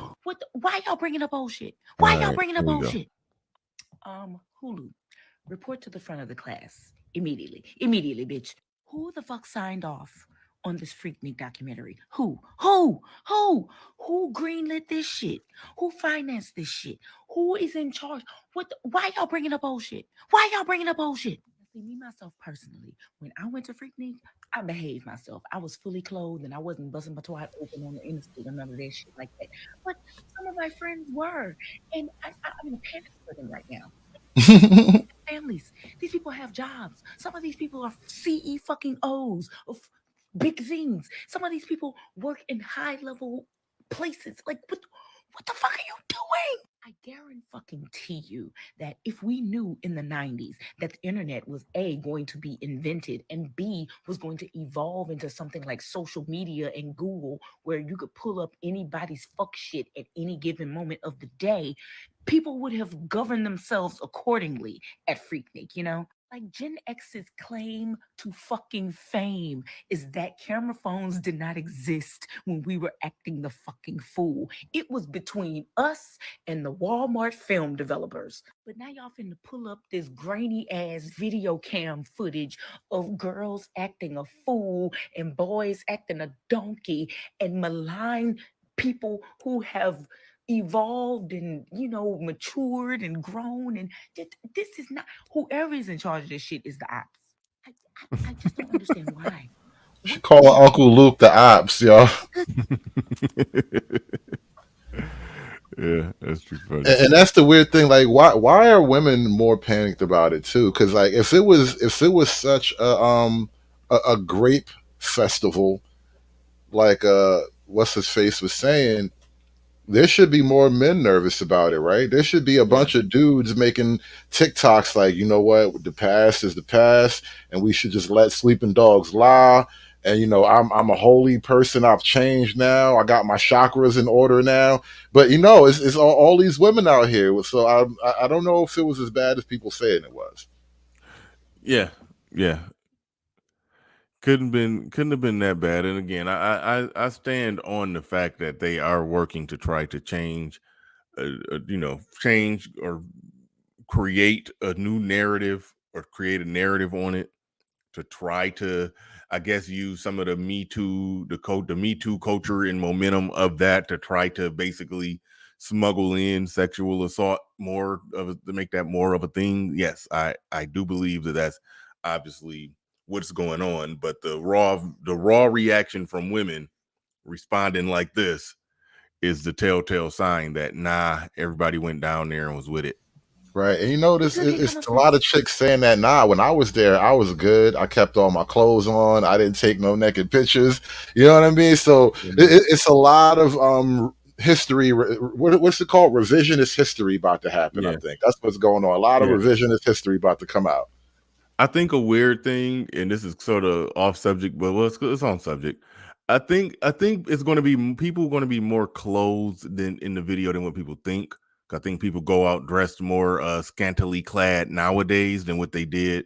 Okay, put it like this: it was a moment in the 90s where chicks was dressing in kind of, I mean, you remember that era when chicks was dressing kind of in baggy shit. I don't know if 1994 around that time was that era.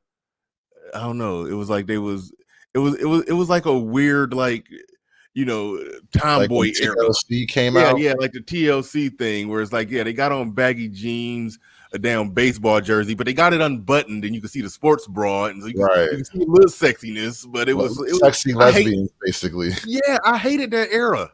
And so that's one thing I was thinking, where I was like, they may be a little more, you know, clothed than what we, you know, used to seeing. So I was thinking it may not be that bad. I mean, yes, there's some images we see people on top of cars and doing all kind of stuff, but it was an era of female clothing and attire in the black community that I just did not like TLC, because it's completely just ruined female sexiness for, like, you know, like 2 summers. It's like they just they fucked up like 2 summers of of looking at women. It's like they was wearing baggy clothes and thought it was cute. I was like, that's what I was saying earlier, bro. Like, looking back at it, the hairstyles back then were crazy. Like, what the fuck were finger waves? Like, now that I think about it, what the fuck are finger waves? Will you, like, really think about that for a minute? Like, that whole thing was a style back then, and it was hoes everywhere from coast to coast who had some type of finger wave design going on.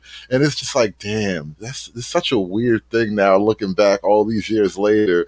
Like, they really had artificial waves in their hair. Like, they had that shit like constructed in their hair. Like, oh my God, women were doing a lot, bro. Women were doing so much. Yeah, that's when that asymmetrical shit started. I hate it when they brought that back. That cutting off half of the, like 1/3 of the hair on the head, cutting half of it off, and then trying to like whip the other half over there. It's like, yeah. I ain't like none of that. I ain't like none of that when it was going on then, and I hate it when they brought it back fairly recently. Didn't like none of that shit. Is a true story. When I was in college, this girl who came to my school as a freshman when I was a sophomore ran up on my ass because she recognized my face from a picture that her boyfriend had from fucking Freaknik. And she's like, "Do you know so-and-so?" And I'm like, "No." "Did you go to Atlanta last year?" I went to Atlanta numerous times last year. My roommate was from Atlanta. It is nothing to go from New Orleans to Atlanta. "Well, did you take pictures at such and such gas station?" Because apparently the gas station was in the fucking picture at Freaknik last year. And I was like, "Bitch, I don't know. It was Freaknik. It's not like we were fucking taking notes. We were just taking pictures everywhere that everybody asked you to take pictures with. It was a fucking free-for-all. It was fun and exciting and crazy and random." All that to say, all these pictures need to stay where they were, in fucking trunks under our beds and in attics. This shit finna be a whole fucking headache. Hulu, you just... And I heard Luke was behind the shit or whatever. Fuck you, Luke. I really can't believe that they finna blow up the spot like this. We can't have nothing. Look. Doesn't this whole thing kind of, in my mind, this is how I see it. Something like the Freaknik documentary is only ammunition for the manosphere's purposes, right? This sort of thing, well, because it's just a reminder that it's not that this generation of women, because, you know, like we had this show about why are so many young men single right now, whatever. Mm-hmm.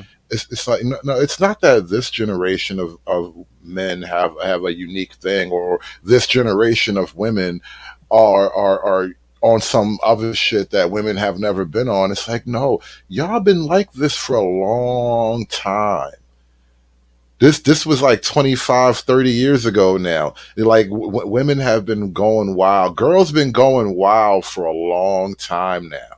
And so it kind of, in my mind, it just gives like huge credibility to like what the manosphere is just talking about in general when it comes to women. The red pills, the black pills about female nature. Like, there's a lot to be learned about female nature watching the Freaknik documentary. Or hell, even just probably watching the actual Girls Gone Wild video is probably like red pills for white guys. You know what I mean? Like that's just what's going on when you see these kinds of things out here. Mm-hmm. Yeah, true. Shout out to, what do we got? Lionel Player One says my grandfather owns VHS tape Freaknik with Vanessa Williams. Huh? My grandfather owns the VHS tape of Freaknik with Vanessa Williams. Those women were mad aggressive. They ain't all victims. No, I'm willing to say the majority, vast majority, not victims. I just heard a story live on the air that made me, have some sympathy for a woman who was just trying to get home from work, allegedly. But no, I mean, it logically makes sense that there were some civilians trying to get home from work and got caught in the Freaknik traffic and who knows, they got, who knows what happened. So yeah, I definitely see that point. Indigo Flow in the building says, why y'all bringing up old ish in the age of cancel culture is wild. Pick a lane. That's a good point. That is a good point. Same ones who don't want to see old shit brought up, yeah. They will be still on the same whole cancel somebody over some shit they said many moons ago. So yeah. The reality of it, when you mention something like cancel culture, right? Only men get canceled. Like I don't, and especially when it comes to the Black community, what is a cancelable offense? A cancelable offense for a Black woman in the eyes of Black America?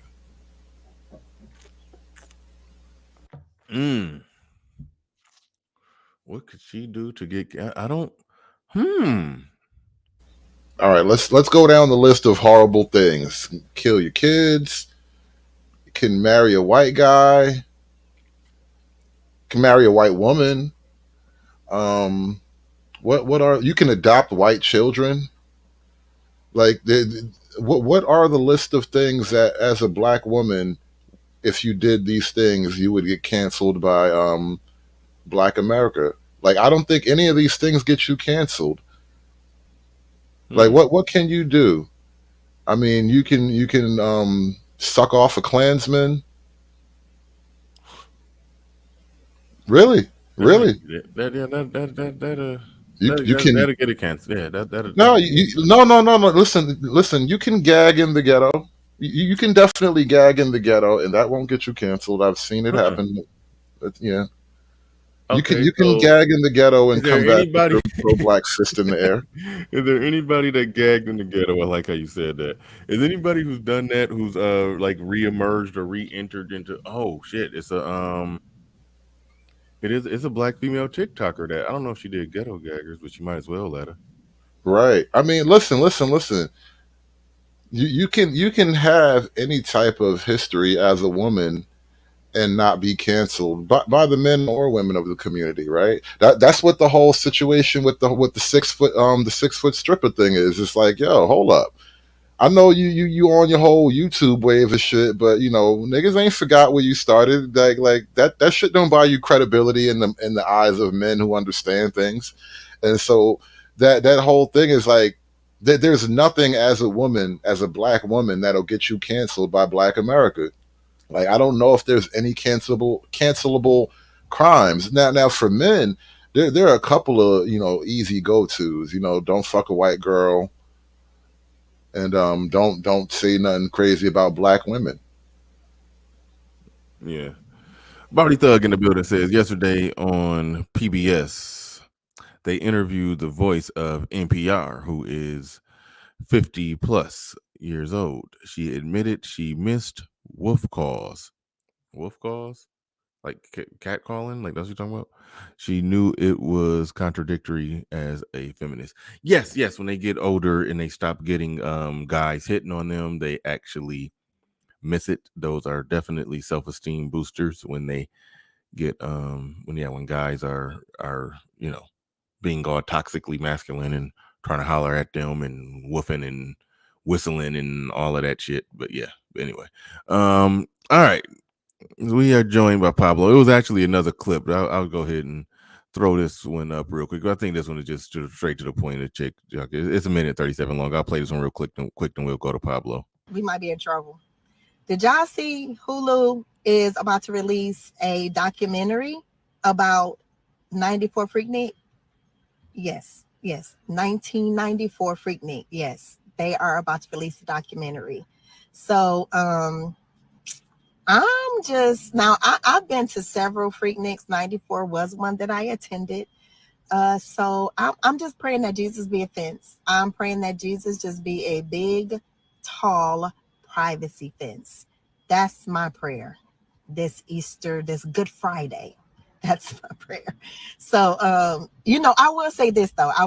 Like when they would bring out those video cameras and start recording, I immediately removed myself from the that situation. I never ever was okay with being recorded out there. So hopefully that worked to my benefit, but you never know. So the only thing I got is if you see your girl in the documentary, hey man, at least I'm fully clothed. At least all my clothes is on. That's all I got. That's the best I got. But yeah, y'all, they about to put our business out in the street. Some of us might be on TV. So get your parental controls together. And I don't know, y'all. I don't know. All right, get out in front of it. All right, respect it. But all right. All right.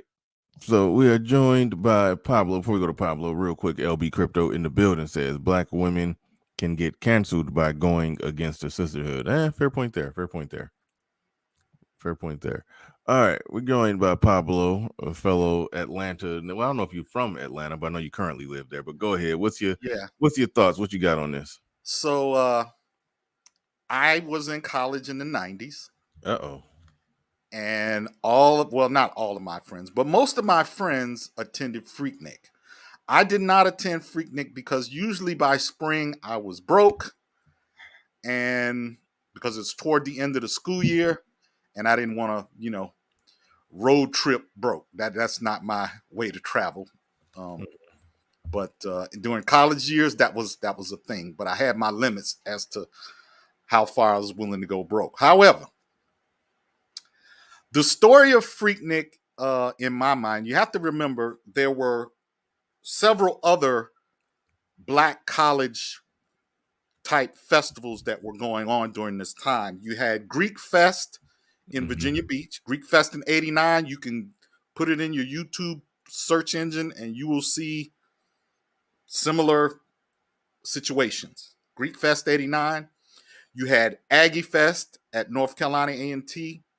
And of course, you have Freaknik. There's several others. The Greek Picnic in Philadelphia and the Kappa Beach Party in Galveston, Texas. So, all of these were kind of going on in that same era and time, and were very popular. The story, and I'll just pick the three big ones: Freaknik, Aggie Fest, Greek Fest in Virginia Beach. The story of all three of those are very similar, and why they died out. The reason they died out is because Black America has no class stratification. What happened is all of these festivals were started for Black college students who amongst themselves got together and decided to have these events before exams and after spring break. In the case of Aggie Fest at North Carolina A&T, and in the case of Freaknik. They wanted a place to go before they had to, buckle down and study for exams and have their fun, because you got to remember the white kids had Daytona Beach, their spring break thing. Black college students at that time did not go to Daytona Beach in large numbers. A lot of them just went home. And so when they came back and got back together, they wanted to have these events, and so that they could party and congregate together and all of that. As it grew, what would happen is you would go back home and say, man, I had a ball. And you would tell your homies from the hood, hey, you need to come visit me during this time. That's when we have Aggie Fest. That's when we have Greek Fest. Or before school start, we have Greek Fest on Labor Day weekend in Virginia Beach. Come and hang out with us. And so once the hood got word of it, you begin to see the behaviors start to change. It becomes more sexual. Not that the college students weren't, doing their freaky stuff too. But it's like it took it to another level. And then all of a sudden, now you got the stripper culture, the Tatianas coming out from the projects, and it just exploded. And in the case of Freaknik, you got to remember, the city of Atlanta itself became overwhelmed. You're talking about 250,000 people almost flocking to the city, causing gridlock. And that's when the chaos began. That is my interpretation of it as a HBCU student during that time. Now, I'm a certified elitist. I believe the nigga class should stay in their place. Not with us. But that's just me. Well, you can't do a Freaknik in a with a gate around it. So it's like...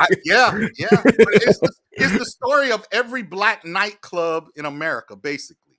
It starts out with a dress code and everybody comes and behave themselves and we have a good time and we have drinks and it's all good. And then as more and more people come, they relax the dress code, people start acting up, and here we go, the nigga shit ensues. That's my view of it as I experienced it at the time. Yeah. Now, I wasn't at Freaknik, but I was at Greek Fest, which ended similarly to Aggie Fest and had some of the same elements.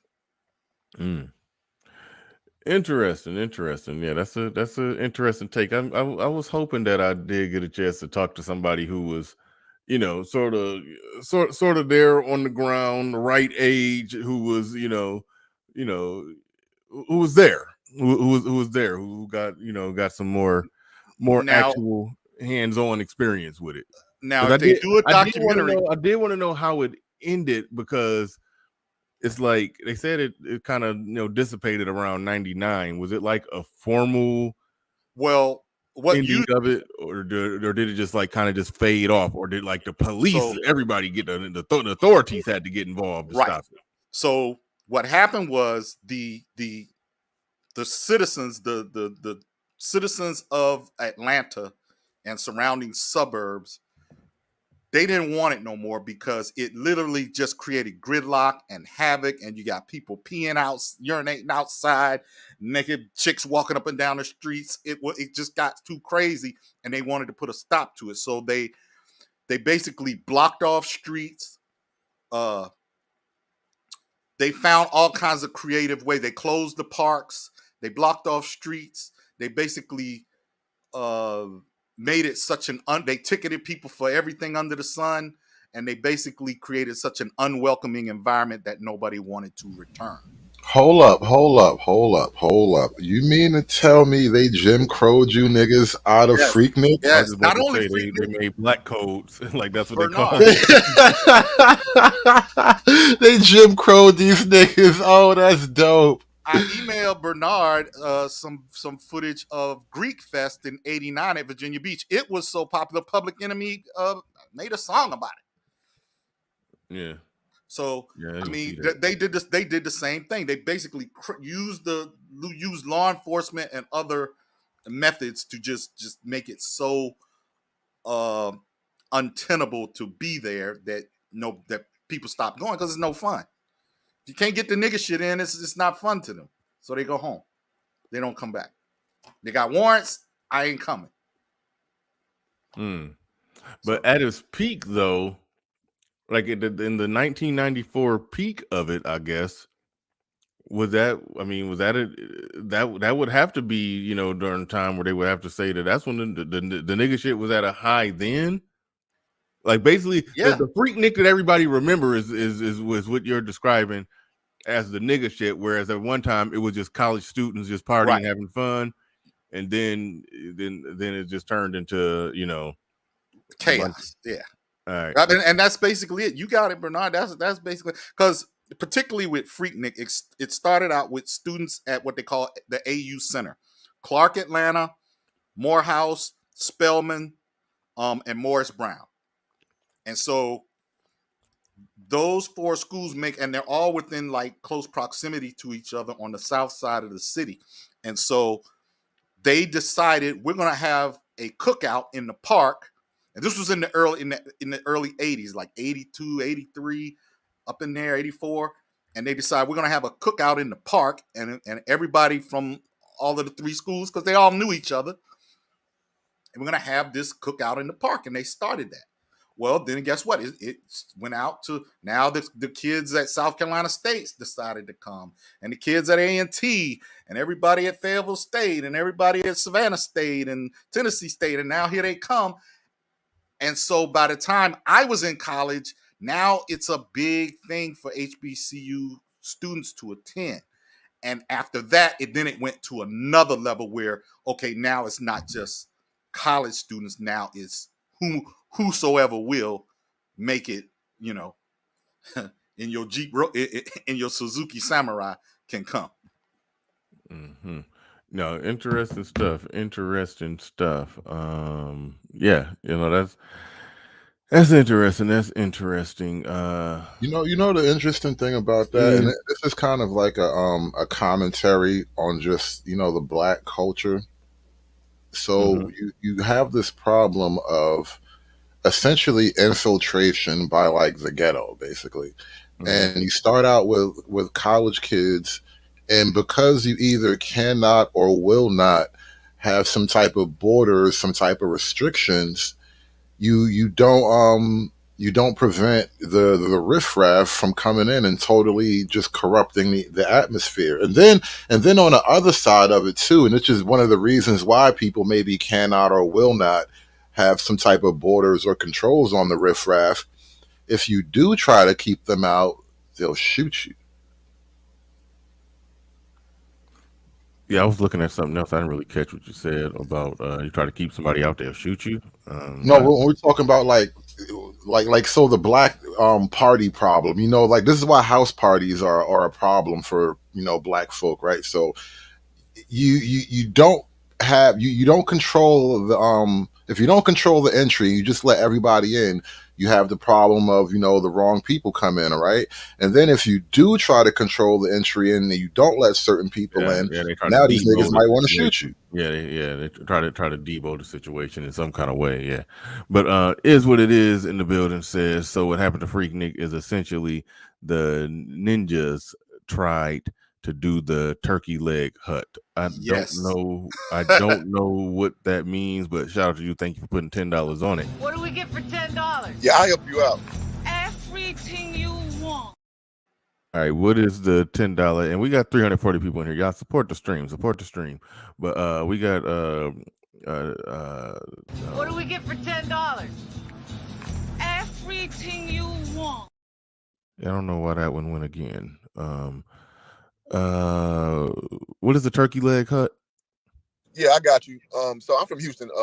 So Turkey Leg Hut is like this place. It's on Alameda, which is like a lot of Black club businesses are right outside Third Ward in Houston. So Turkey Leg Hut has just exploded in the last like 5-6 years, and they're Black owned. And what they start doing is like, because people start coming in being ratchet as hell, girls showing up in like damn near no clothes. So the owner stepped out and said like, you can't come into my establishment with that no more. And it turns this big backlash, but it ain't stopped business at all, bro. All the celebrities tap in with Turkey Leg Hut. It just turns to like a big thing. So that's the correlation he's making. Okay. Xander with a Z in the building says they packed the city with police and closed parks down. Thank you for the $2 super chat. Appreciate that. These last $2, I'm not gonna lose. And shout out to who we got in here. Chris. Oh wait, hold on. Wait, no, I already read that. I already did that one. Drop that. No, I already did all those. Chris McCoy in the building. Go ahead. You got the floor. You got the mic. What's on your mind? Are you there? Mic check on Chris McCoy. Mic check on Chris McCoy. All right, let me know in the back when you're ready. Judge Zilla in the building. What's going on? Hey, what's happening, man? Thank you for having me up. I'm surprised in Pablo's explanation of how it kind of shut down that he didn't mention the other two significant portions of it. He kind of touched on it, but it wasn't just petty criminality that started getting Freaknik shut down. Oh yeah, it was other. Oh yeah, it was gunplay. It was. I was just gonna ask you that. Like, was it really nigga shit going on? It was gunplay. It was prostitution. It was gunplay, prostitution. It was sex work is real work, so you can't even judge them hoes no more. Well, there were people, there were thugs that literally would go down there with the intention to commit robberies. And one of the main things that happened with it, carjackings were big. Is that because, like what Pablo was saying, that these things were right. This was the Black South Padre situation, right? This is basically that situation. But the difference being is once a significant number of college kids got killed during these gunplay incidences and robbery attempts, they were like, nah. Like there was heavy pressure. Whoa. Sorry. I need to slow this one down, and because I'm taking this all in. So you're telling me Freaknik may have been responsible for destroying some of the best and brightest of black college generation of that black college generation. I can't say to who these people would have been. I can't speak to that. In had their lives went along, but it was significant that a significant enough number that some of, again, the parents of these, right, because again, it as Pablo said, it's supposed to be a college thing, and then it turned into a half college, half other thing, and these cats would come in with ill intentions, or to exploit the situation for financial gain. And because that's the big difference again. That's the biggest difference because everything that Pablo said, right? You could attribute to South Padre, but they don't kick South. They don't shut down South Padre, right? They don't shut down Panama City. They don't shut down San Diego. They don't shut down. You see what I'm saying? They don't shut down Cancun, right? But the big difference is the amount of violence that was associated with. It's because they black, Judge. It's because they black. The amount of violence, the amount of criminality that was also, involved in it, and once bodies start dropping, what's going to happen. I want to ask that's where the correlation again with the black club is the same situation. Once bodies start dropping, well, they're gonna have to change the name and change the ownership. I want to ask him if I may. I'm glad Pop came on there. Pop, I went to HBCU just like Pop. And so I want to say this. I just checked into work, and so I kind of missed a little 20-minute interval. But, man, I've gone to, like, so many of these black events in my life. I'm literally a Greek, man. I'm a part of Alpha Phi Alpha Fraternity Incorporated. Mm-hmm. So I understand the culture, like, very well. So have I ever been a Freaknik? No, I'm Bernard's age. So I was, like, in 4th grade when Freaknik was going on. Like, I have no live experience with that. But in Texas, we had Kappa Beach Party, and I talked about that in the super chat earlier. It's pretty much the same thing. And it's the same thing that Pop alluded to, man. The Pookie class came and took over the shit because it was about black Greeks, and it's a controlled environment. Like, because Galveston's like an hour away from Houston. So all the people from Texas Southern, University of Houston, Prairie View A&M University, so on and so forth. You drive down to Galveston, you have a good time at the beach. You know, some of the Freaknik stuff goes on, but it's like more or less like a college controlled environment where people kind of know how to play nice, as it were. And the Pookie class comes and just, they see that, okay, oh shit, them hoes down there. God damn, man, got them bitches down there. And they come down there with no scruples, bro. And they come and mess that shit up. And it just seems apropos because in Galveston, they start doing what Atlanta did because people not only, and I was kind of want to give a little pushback to the initial thing with Hood and Bernard were doing because what y'all saying was not wrong. But then when those Pookie niggas start coming, I swear to God, man, I seen it all. I seen purse snatchings. I seen girls getting really roughed up. I seen all that shit firsthand. This firsthand information. I'm not like being speculatory at all. At the time, I used to be a rapper and shit. So I was selling CDs on in traffic. Like traffic is like where the fun is, and then you get to the actual strip, and then that's the secondary fun. So it's just funny to observe when the climate changed, when like the quote unquote Pookie class came and started taking over, and it just was all about just harassing motherfuckers. But we talking about dudes, bitches, whatever. And that's what made it not fun anymore. And not only that, they started like burglarizing like the houses and like the businesses. So they started making these big old roadblocks. So you couldn't really go anywhere in the actual city. Yeah, go ahead. Hoop jargon. Just again, with what you're saying. And I'm coming from the point that I literally know. I never went to Freaknik, but I know people whose intention was to go there to commit crime. Oh yeah. They literally, it was literally their itinerary in their itinerary to go there to fight, to rob, and to steal. Absolutely. Yeah, and hoop jargon. So hoop jargon to know what I'm talking about. When you are in college, particularly at a HBCU, although college parties can get wild, the difference is when you're in college, maybe you're in a fraternity, maybe you're in the band, maybe you're on the football team or the basketball team, maybe you're an SGA or people know you on campus. There is like a built-in governing system. You can get wild, but you can only go so far. Bingo. Because everybody know somebody, they know you. And so you got to go back to class or school or to the football team or the basketball team or the band and it's going to be a problem, and your behavior can determine whether or not you stay in that school or not. Yes. Bingo. So because you have morality clauses when you enter into a lot of these institutions. Yes. Yeah. And that's why I said people play nice. You play nice. Like it may be a fight, but you don't let it go to like getting stomped out and crazy stuff because you know there's ramifications after that. And again, remember, these are kids that didn't get in trouble growing up.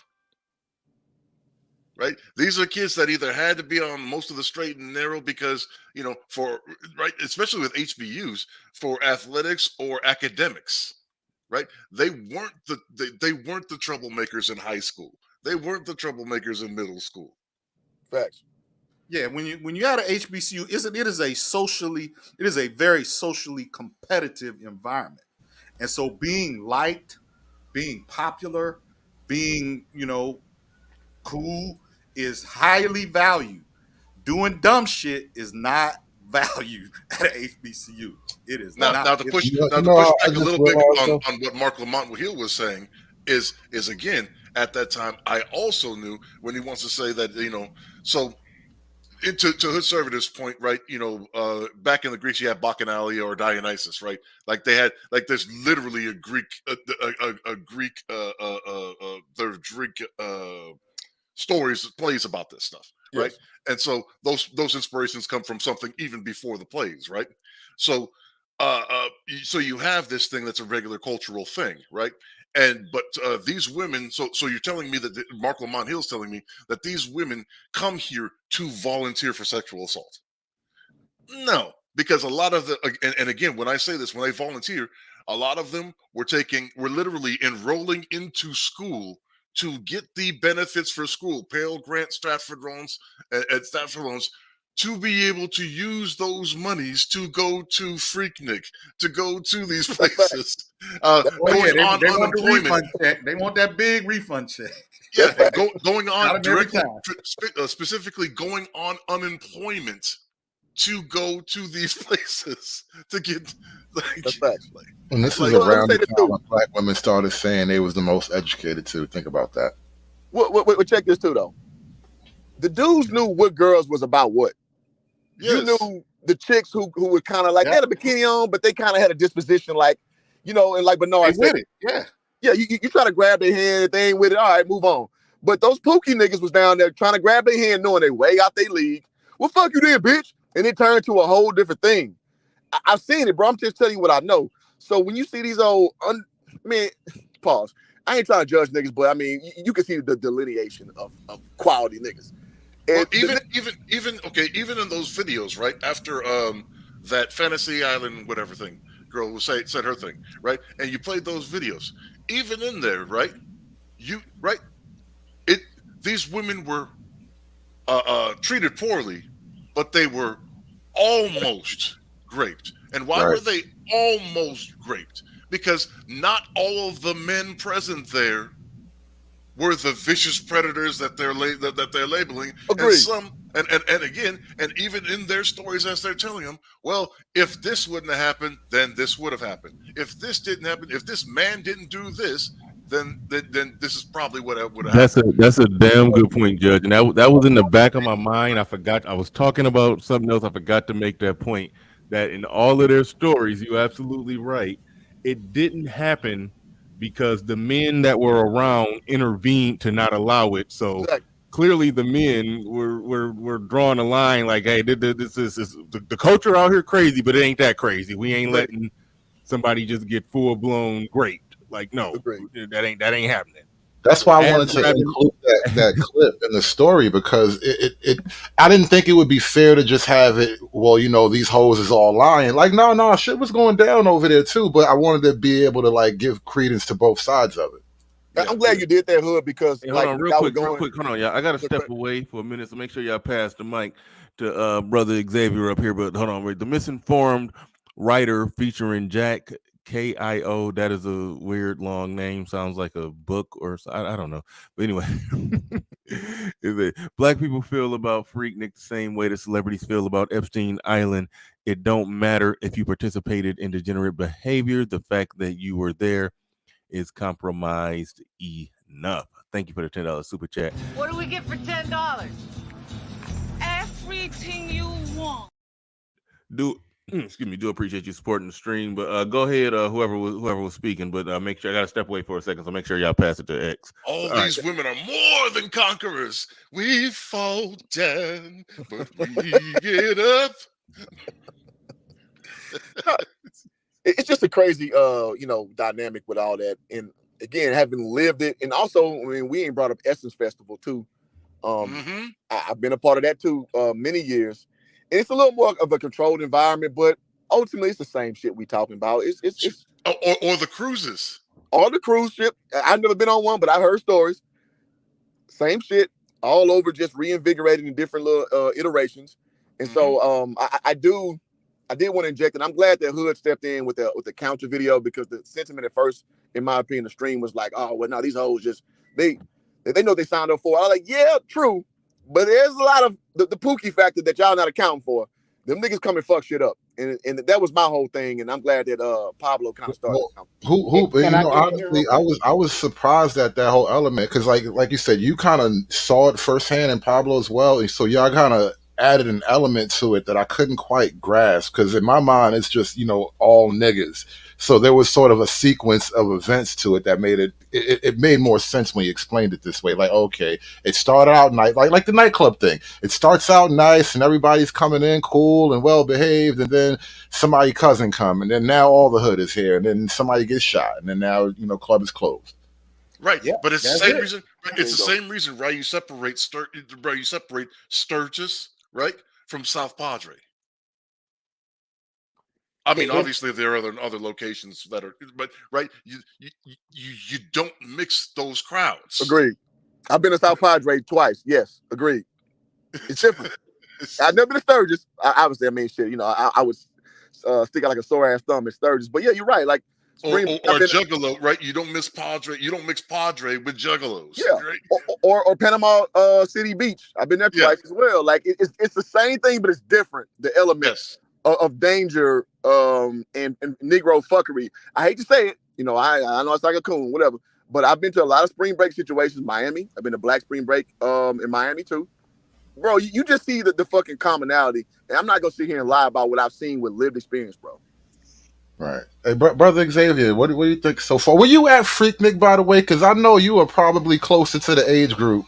So, brother Xavier, are you worried about Freaknik videos coming out? Peace. Everybody was good with it, brother Bernard. I see everybody up here. The gang's all here. No.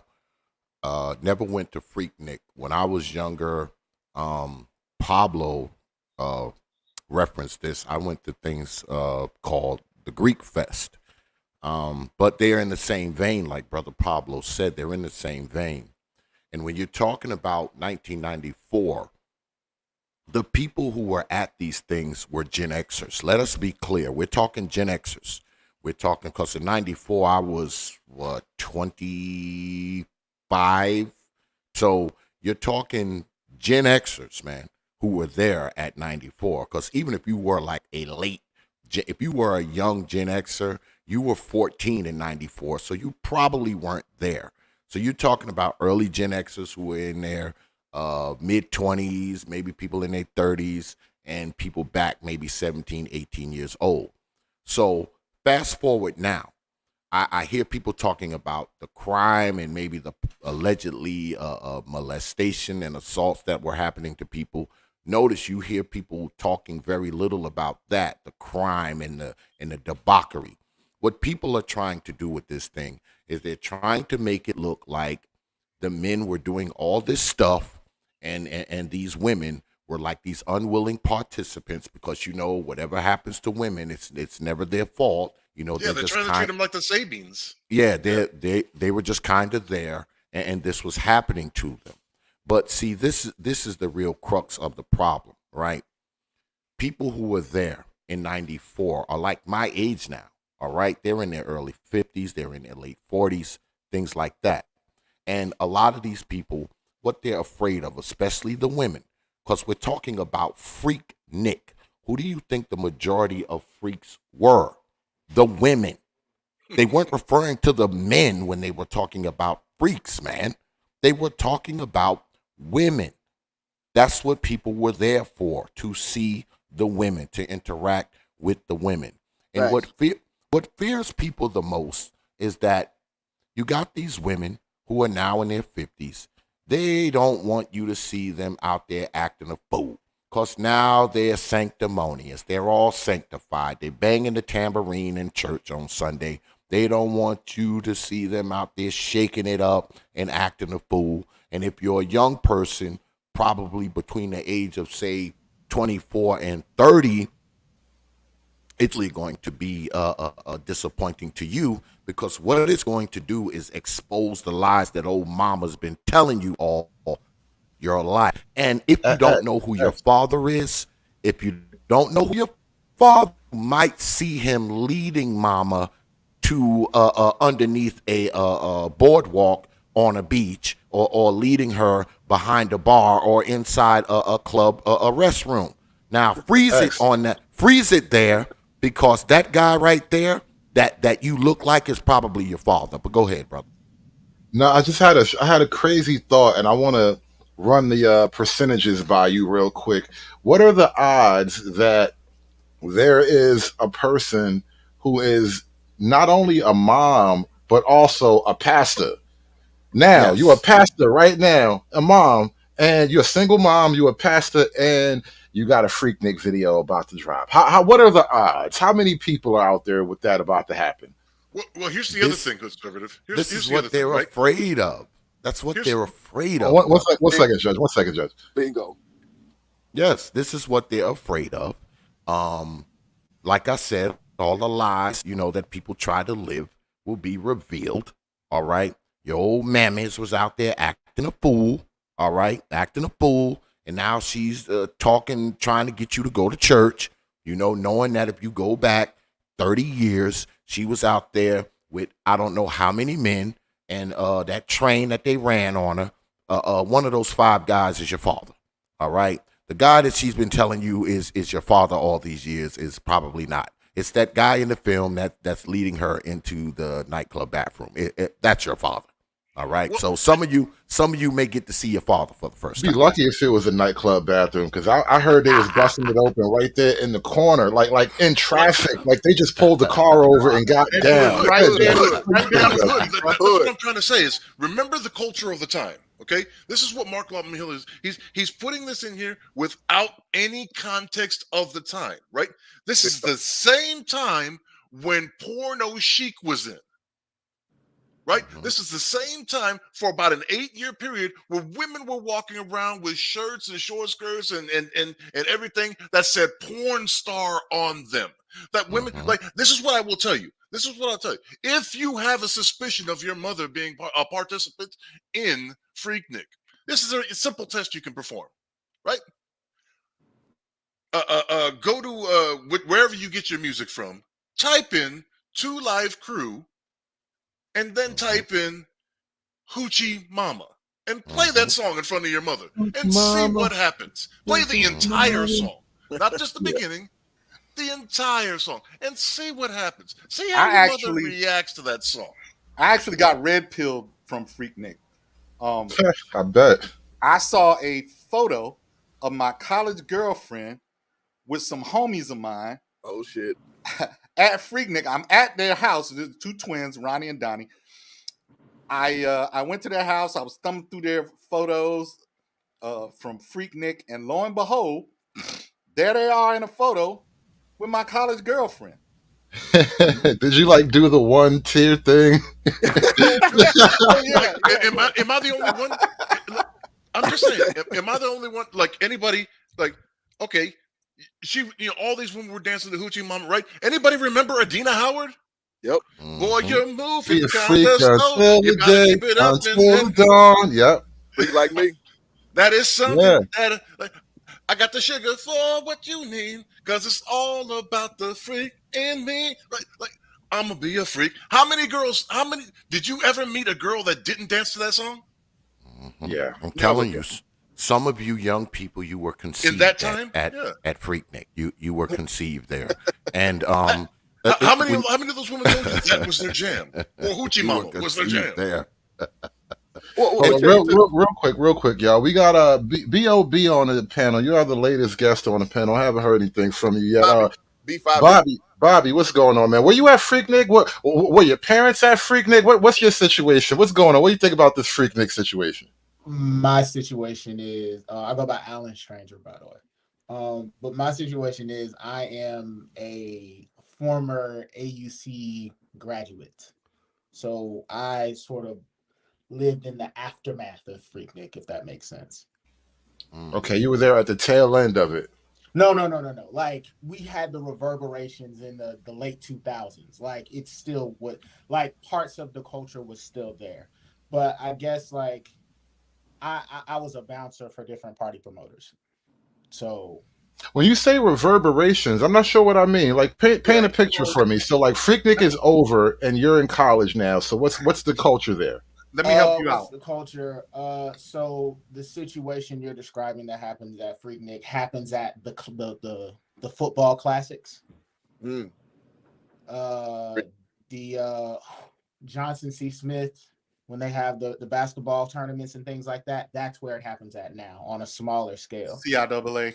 Yeah. Homecoming.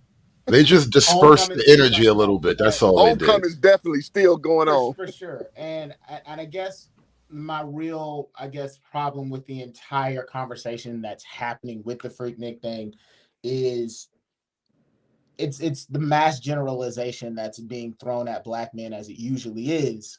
And like the elders were saying earlier, like the hood niggas come in there and wreck shop and start wilding and, you know what I mean, grabbing these women like Ike Turner on the BET classic movies, you know what I mean, grabbing her next to the shoulder and trying to yank it out the socket. You gonna know right.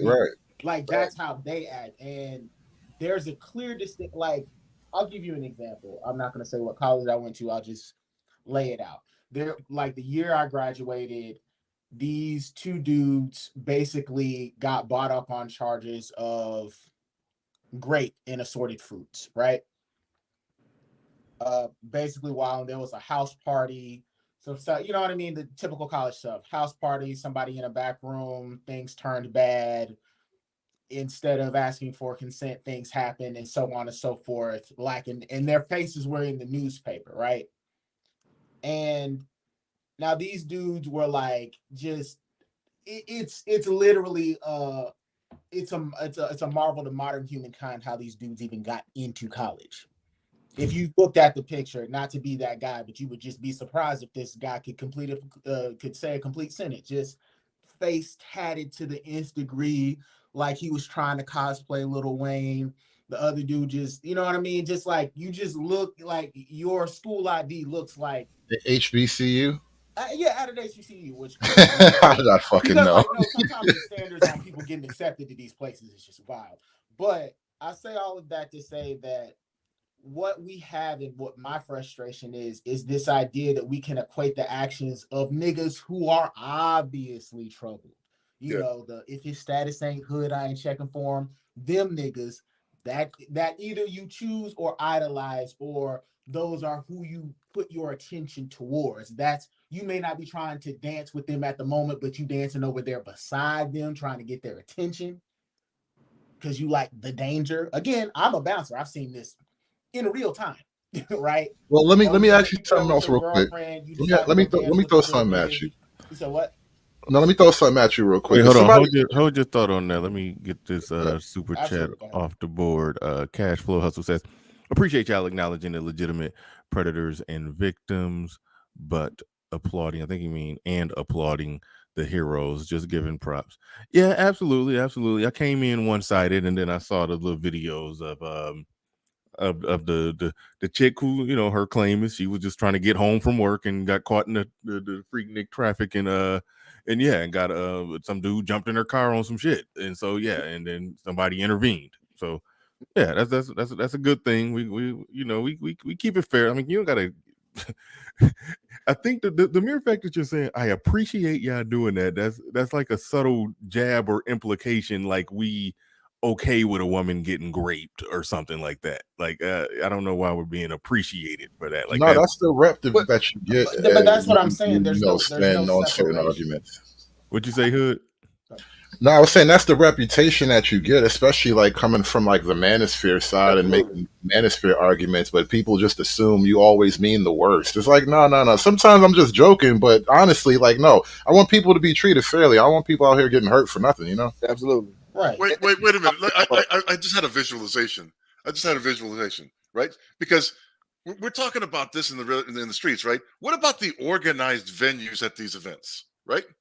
So what I mean is, in particular, the what started off as wet t-shirt contest that turned into twerk contest that turned into strip offs. Okay, right? I'm gonna break that down for you and show you how that. Did they just capture these women? Is the narrative going to be now that the men in the area just captured women and forced them upon the stage, like in Roots? Yeah, and that's They're gonna say they were coerced. They would have contests. They would have booty shaking contests, bikini contests, and all of this would be advertised on flyers and the like, and you can go and you can partake in that. And what would usually happen is it would be at a club, and you go to the club, and it's jam packed. The parking lot is packed. You got your parking lot pimping, but you can't get in because now they done raised the cover from 25 to 50 to 100. Big facts. Right. So it becomes, and then the chaos begins. Big facts. Because the club is packed, you can't get in, and it's 10,000 more Negroes standing outside, sitting on their cars, playing music, and here we go. Yeah. Yep. And then somebody the wrong person, and then somebody pulls a gun out. There you go. And the fuckery ensues. So listen, man, I used to be a huge partier, man. My college age. I'm sorry, my college age times, and you know, I always gravitate towards black centric shit. And like Pop laid out, that's damn near how the blueprint was. Like, big thing back home in Houston was Texas Southern versus Prairie View, the football game. They were having where the Houston Texans played. After that, it was the after parties. Same shit. Same shit.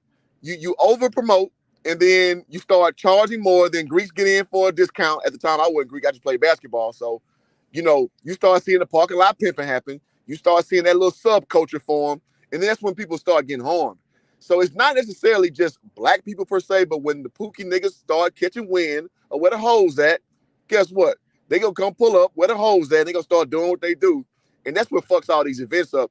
But in a microcosm, everybody just puts it all on one thing. So you got your Mark Lamont Hills, who he's supposed to be a reporter, but he's not telling you about these little idiosyncrasies of like how these subcultures roll. He's just putting everything with a nice little broad brush. And that's how we get to where we are right now. And it's unfortunate, bro. Yeah, the only criticism Mark Lamont Hill got for black people is they're not supposed to eat at the Cheesecake Factory, apparently. You know what's weird about this whole thing? Now, this is something else I was thinking about for a minute when you started talking about like the trajectory of Freaknik and how it sort of got infiltrated over time. And I didn't realize until you started talking about this, but this is sort of like a battleground in the educated lame Pookie versus Ray Ray debate. And like, it just revealed a whole new battle for me when you mentioned that. Well, do you remember School Days by Spike Lee? Mm-hmm. Yeah.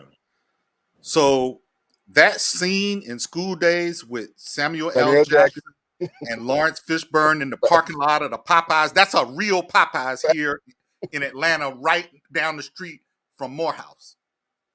Oh my God, not that one.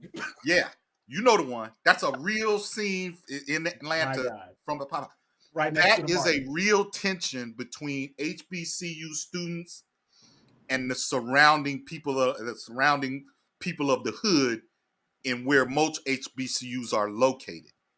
If you wear Jordans out there past 7 o'clock, you was out right. You getting robbed. You out of there. Look, can I address something real quick? This happens at every town that an HBCU is in. It happens at Howard. Big It happens at North Carolina A&T. It happened at my school, North Carolina Central. It happens at Morehouse and Spelman and Clark. Everywhere this happens. Before you go real quick, let me say something real quick to Clue. Clue says y'all invite niggas quick cash. Yes, I was going to address that too. That is bullshit. What you invite is upstanding, about to be upward mobile, like what they call it, like professional black people. But you cannot prevent who all gets the back signal. So everybody know sees how to get there. Hey, I'll argue. Somebody mentioned something we got to add to the conversation. And say up until higher learning. No, there's something else you got to add. There's something else you got to add to the dynamic. So it's not just that you invite the hood niggas. Like I'm sure there's some of that, right? People actually being invited because like you got a cousin or something like that in school. But ultimately, they come for the girls, and the girls want them there. And they're already dating some of them. Well, to Clue's point is I'll agree with hoop jargon. I'll agree with hoop jargon to where they did pretty right. They did kind of want to keep a corral around the hose, right? If you want the college kids did want to keep a corral around the college hose, right? And they did, but I'll say, and some of them did, right? Again, as Pablo said, go back and tell their people and bring their friends with them and shit like that, right? To me, from my perspective, that whole thing changes, and wanting street cred like that. I'm not saying I'm just saying at the same time, at about the same time as higher learning came out. Well, look at what happens though, because now you got this thing of like you go from being like the toughest guy in your local community, HBCU or whatever. Now you're literally rubbing shoulders with an actual nigga with a hard knock life. Yeah. And so you have to kind of, up your shit a little bit. And basically you're going to be fronting your way through it. And it's going to lead to all kind of bad situations. Let me add this real quick. Okay, so Clue, here's why I'm saying what you saying is not true. Because when black, college age people throw these parties, that's what we're talking about here. Mm-hmm. You don't want these people who don't understand etiquette. And here's what I mean. So if you're Greek, you know how time is. When your song is on, you start doing a little stroll around the club. And Everybody generally just gives the Qs their respect, the alphas their respect, so on and so forth. And you let them stroll on through. You let them Yes. stroll on through the party. Yeah. Yeah, and you know, okay, all right, they do their stroll and move out the way. Hood niggas will stand in the fucking way. Man, fuck that shit, nigga. You ain't nobody. You do not want them niggas in that bitch, bro. So you're not gonna tell me that, bro, of my lived experience. I've been with an alpha for like 16 years. I'm telling you, they don't want them niggas in there, but you can't prevent nobody from coming in as long as your dress code is in there. But those niggas don't follow protocol of what quote unquote normal black people do. They be on there on some other shit. And that permeates through all these events we just talked about. Yes, I'll agree. I'll agree with Hood and say I'll agree with Hoop. Sorry, not Hood, but Hoop jargon there when he said, right, if you play 3-6 Mafia, tear the club up in a ball full of Qs, you're gonna get the bar is gonna be fine. The club is gonna be fine, right? But I want to, and we can arguably say the Qs are the most pseudo machismo, right? but I want to piggyback off of what brother Hoop was saying. Like, you know, maybe these degenerates are not necessarily specifically invited to these things, but as black people, we know this, right? We're only about 3 degrees separated from any type of dysfunction. That's the one thing that makes black people monolithic, right? Because we all got a cousin who in and out of jail. We all got a cousin who's a baby mama. We're not that far removed from it as black people. So I think these parties and these Greek fests and these Freakniks are indicative of that. Black people, even college-educated black people who are enrolled in a HBCU or any type of other university are not that far removed from these dysfunctional degenerate. So they are sort of a side effect of you having this thing. It's probably hard to not have one of these type of gatherings, whether big or small, and not have your crazy cousin Jip there, you know, or have your. It's hard to do that. It's hard. I think, but see, I think the point of what Pablo and Hoop jargons were saying, right?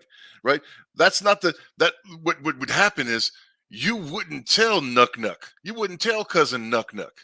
Mm-hmm. You would tell cousin Marcus that got some sense, right? Cousin Marcus would tell Nuck. Yes. I'm missing an entire part of the game though, and the reason why I say this is this. For the people who are in Atlanta, no. Yeah, but what about the girls who were inviting their drug dealers from Parsons over there, and then their friends from Parsons came over there too? Yeah. Yes. And then they shot up the house party. Yes. Yeah. So it's not, oh, y'all just going over there inviting them. Nah. It's the organic part of it. It's a byproduct. It's a byproduct of having that, because we have that down here where they have these street festivals, right? And, you know, someone always end up getting shot. Someone always end up getting stabbed. You know, that's kind of a byproduct because like Brother Pablo was saying earlier, right? It started out with these, you know, college-educated, smart kids getting together, doing the Greek thing. And the next thing you know, that element kind of filters in slowly and eventually takes over. They become the main part of it after a while. You know, it's not about the college kids getting together and fraternizing and having fun. Now you got that element has seeped into it, all right, and becomes a major part of it. And now it's expected when you go there. You expect to see somebody doing something out of the way, whether it be a man or a woman. You expect someone to get stabbed, someone to get shot, or maybe killed. You know, it's kind of it's something you see coming, but you still go anyway. Why? Because it's fun. It's going to be exciting. There are girls there. There are guys there. There's this there. So we have become a people, for the most part, let's be honest here, we've kind of ignored the negative elements of black society. We've ignored it and we've just taken it as something that comes along with the territory. I'm gonna add this too, X. And so a good litmus test is how a club responds to Nuck If You Buck. Great litmus test. because Nuggets You Buck is like for Greeks, especially me being an alpha. That's like our thing. And then the Q's got one, the Deltas got one. A stroll to it. Yeah. Watch the club. When you play that song, see who's strolling, and if you at the wrong club, you see who damn near about to fight. Yeah. Because in Greek you world, shouldn't even be at a club where they play that song. In Greek world, that's not a fight song. That's just like you just kind of being boisterous about your organization. But in a club sense, that's when people start doing their fists into their hands and shit, doing this. That's not what goes on. So when you see that kind of matriculate into that world, you know that you got this cross-pollination kind of with X and what Pablo's talking about. Right. And you don't know that until you know it. But when you start to see it from a slow down perspective, you start to see those worlds colliding. When you see the motherfuckers who don't belong in there. Yeah. So when people start stacking instead of strolling. Yeah, like they start putting their hands, they fists and shit. Like, no, that's not. It's a different world, bro. So, I love the fact that we're pointing out the nuance between these two black worlds because, I mean, we all, quote unquote people. But as far as playing nice, understanding like the little idiosyncrasies of expectation of, hey, I'm here. This is what behavior is expected to be. When you really start peeling back the layers, you start to see that it's different as shit. So again, going back to Mark Hill, whatever the fuck his name is, he goes and glosses over these things, but we can understand these things, and that's why conversations like these are important because you start to like discern properly and then move forward. Yeah, well, Mark Lamont Hill is just a freaking an apologist off top, and what I think a lot of people are missing here, because I'm a Gen Xer, and I say again, these were mostly Gen X people in 1994. Okay, I'll say that again to reiterate, and not only that, the people who were there back then and they were acting a fool back then, maybe they're not acting a fool now. I hope they're not. All right. And they don't want those X-Files to be revealed. They don't want those old video dossiers to be revealed. They don't want you to see what they were doing back in 93, 94, 95. It should be buried. All right. They want that buried. It's ancient history. We shouldn't be talking about it. People change, et cetera, et cetera. So that's kind of where they're leaning to. And they think that if we discuss it, what we should be discussing is how vile men were back then. But another thing we're missing, when you're talking about the late 80s and early 90s, that was the rise of what? The video hoe. That was the beginning of the video hoes. Step back in really quick. Someone is saying, I can prove black men did not discourage black women, but I know y'all don't like pushback here. The only thing I'm responding to is, what the hell you mean we don't like pushback here? I love pushback here. On my show, most of the time when I put the link in the chat, it says for disagreements only, because I want pushback. So don't come in here with bullshit. All right? Every day. What does she The mean? link is in the chat. Yes, If you got every some disagreement, something to push back on, by all means, come back and come push back on it. All right, carry on. When have black men been able to stop them from doing anything that they felt they wanted to do? You can see that right now in black YouTube. They say what they want. They do what they want. They act how they want. How in the world were they going to stop them anyway? When have they ever valued black men's opinion? We even talked about natural hair. How we gonna the Jungle Brothers. What? Okay.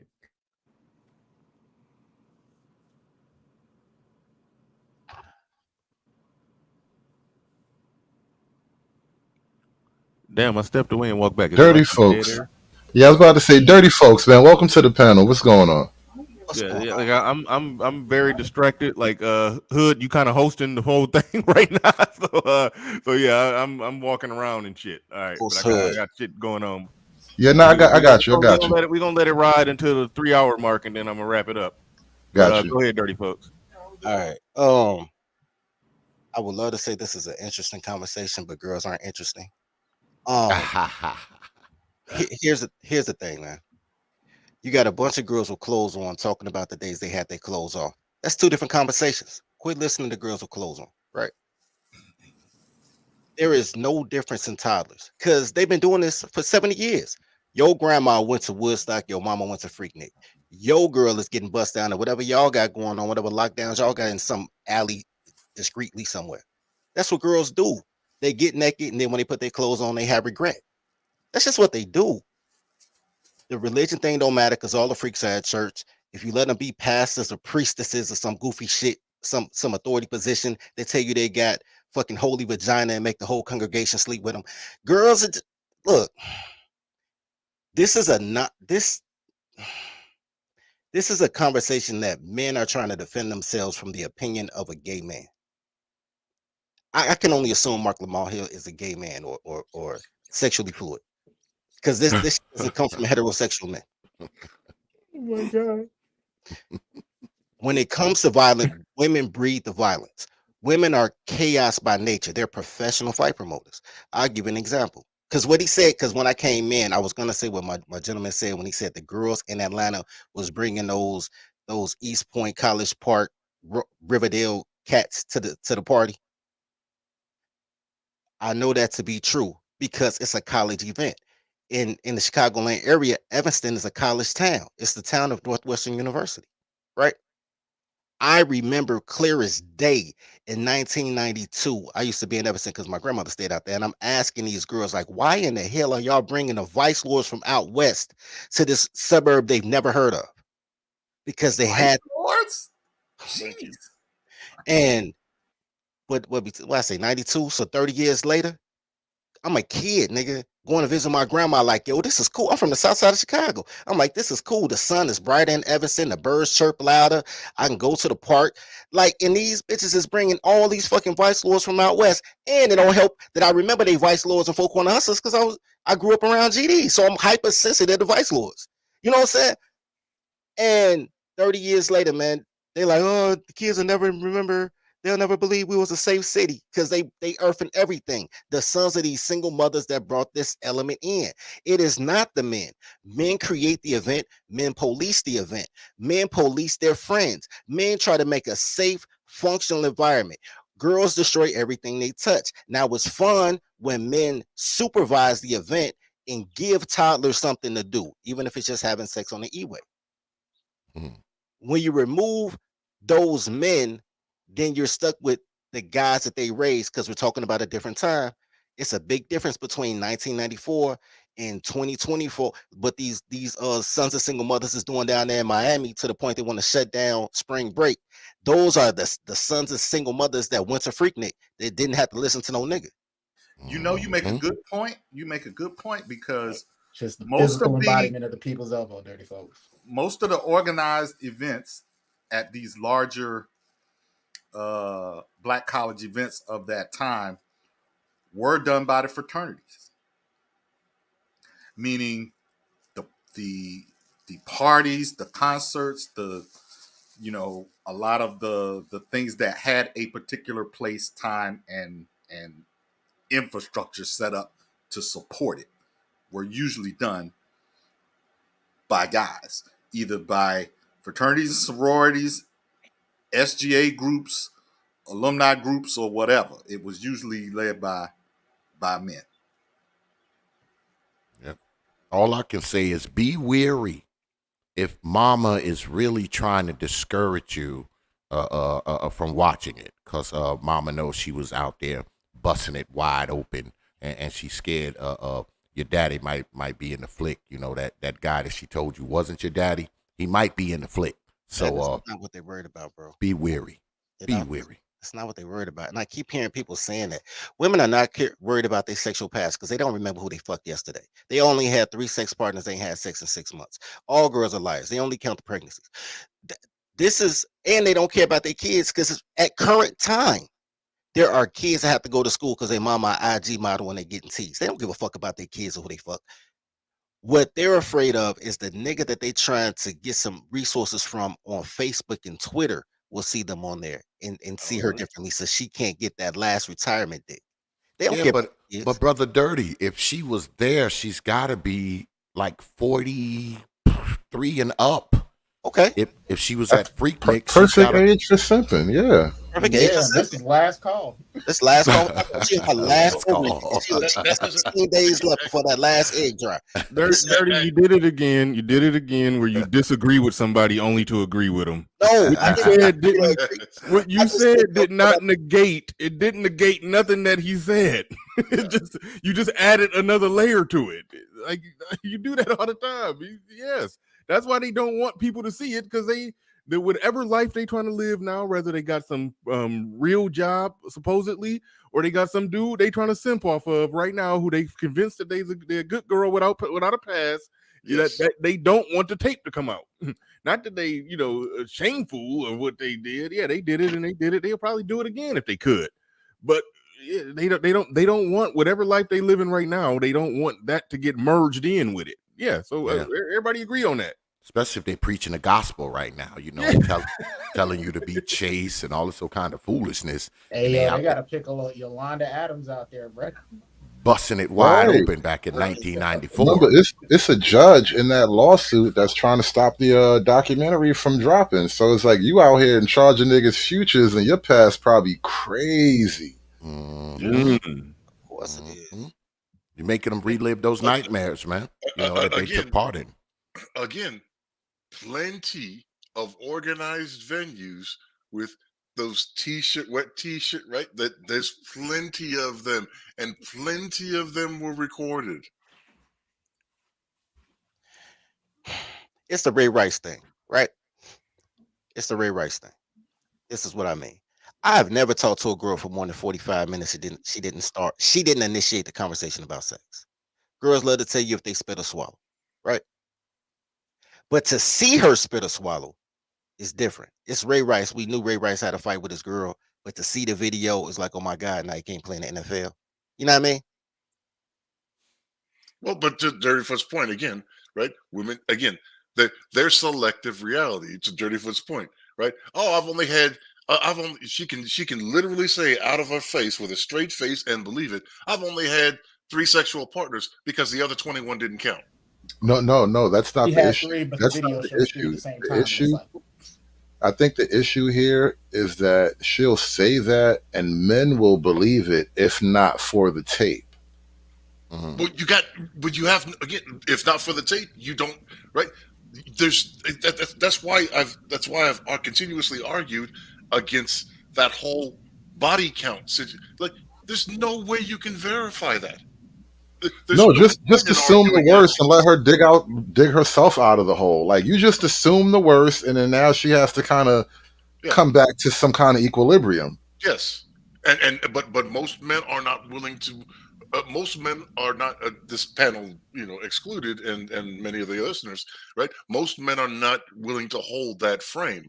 Most men, are more than willing to believe the lies that come out of her mouth, unless they have evidence in contrary. Because they want to believe it. You want to believe that you were your only, you were the third sexual partner that she had, or the second. That's what you want to believe, even though deep down inside you're like number 78. A woman will literally have 4 kids by 4 different baby daddies and tell you that she only had 3 partners. She got 4 kids. I mean, there's 7 baby daddies because you got to count the abortion. Oh, absolutely. Well, I always say that whatever amount of kids she has, each kid represents probably about 9 guys. Just one happened to take. So that's how I look at it. Whatever kid she has, each kid represents 5 to 10 guys. It's just that one of those 5 I just took. On top of that, she'll also tell you that she only has protected sex. Yes. Here's the thing, and even when y'all are talking about this, y'all are assuming that these sex acts are happening within the confines of a bedroom or some other reasonable place. No, absolutely not. They're taking place in the woods, on the back of somebody F-150, underneath the boardwalk, in a nightclub bathroom. I'm telling you, some of y'all got conceived.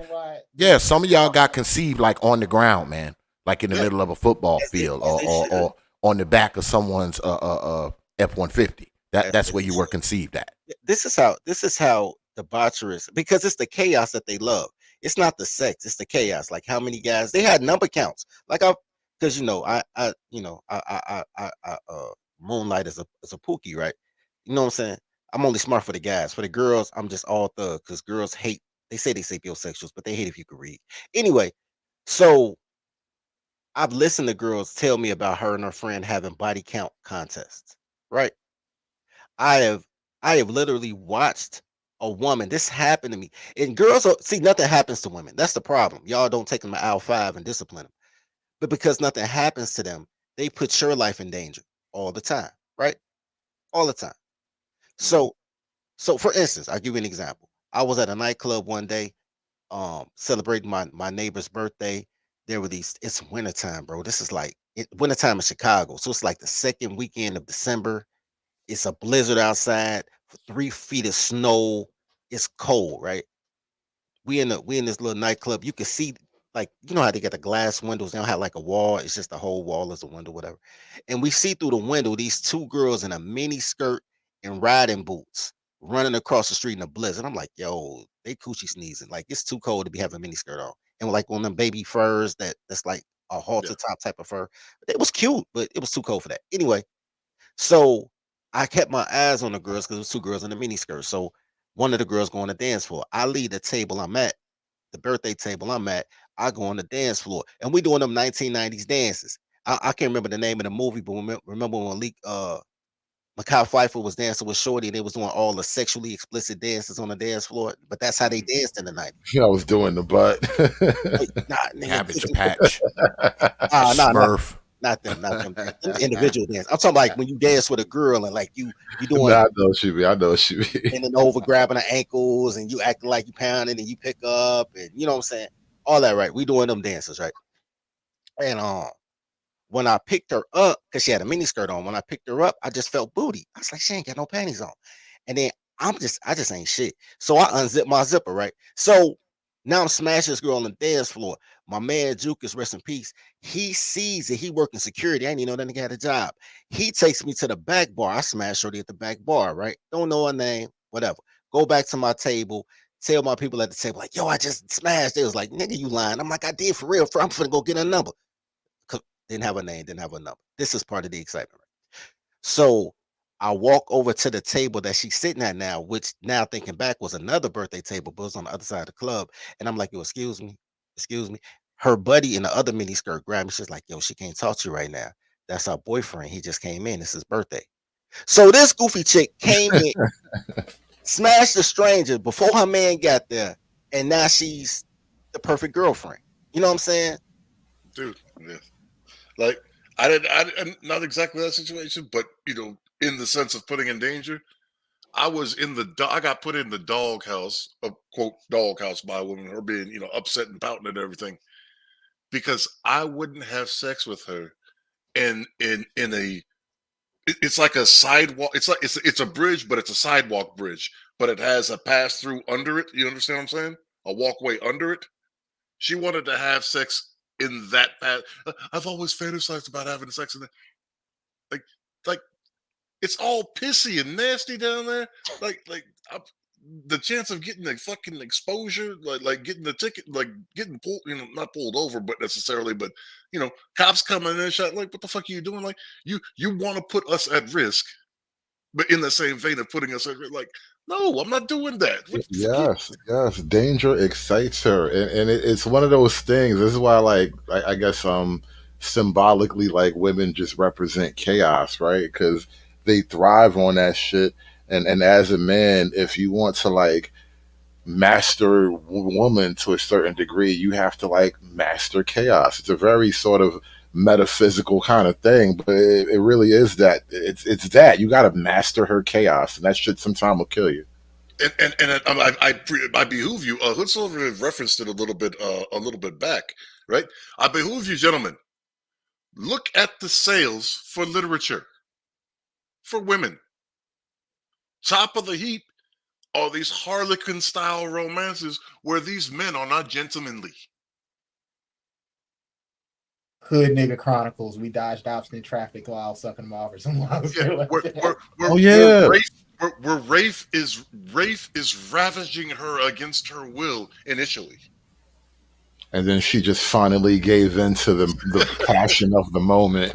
Like she'll find a way to justify liking the shit.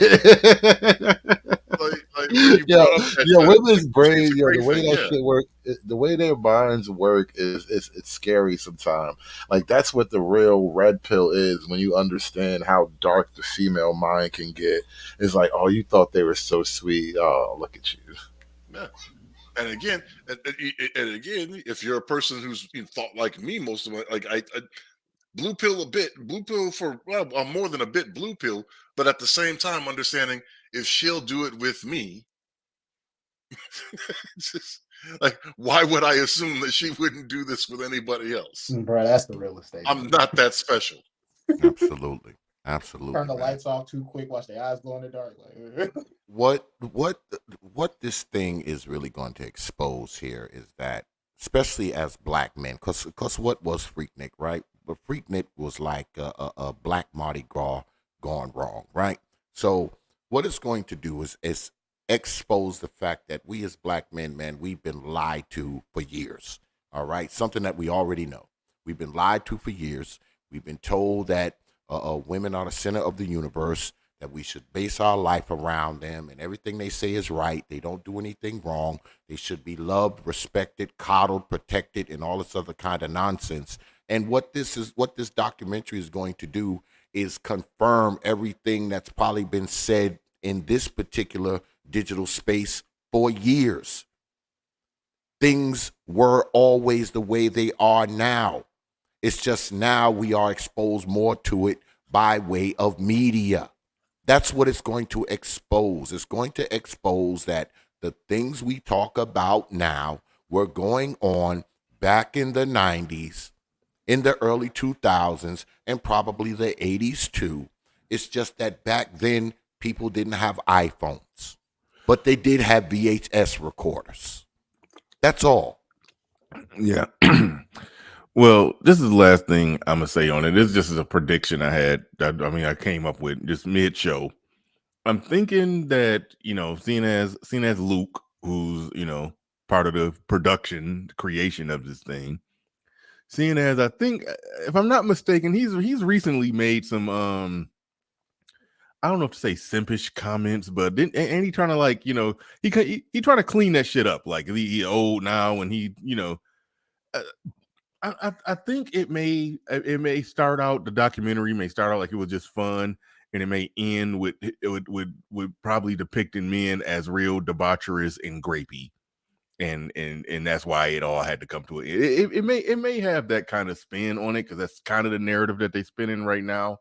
So I'm thinking that it's a possibility that thing may end in a way where men are looking bad and the women were just coming to have a good time, and this crazy stuff happened.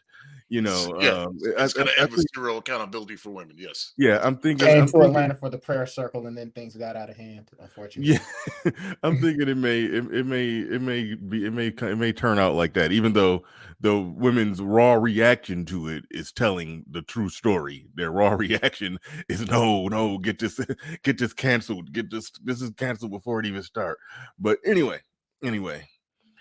We about to get up out of here. I'd like to thank everybody for coming on through. Everybody who supported the stream in any way, shape, or form. Do appreciate each and every one of you. And with that said, ladies and gentlemen, we are out of here. Peace. Peace. Gone.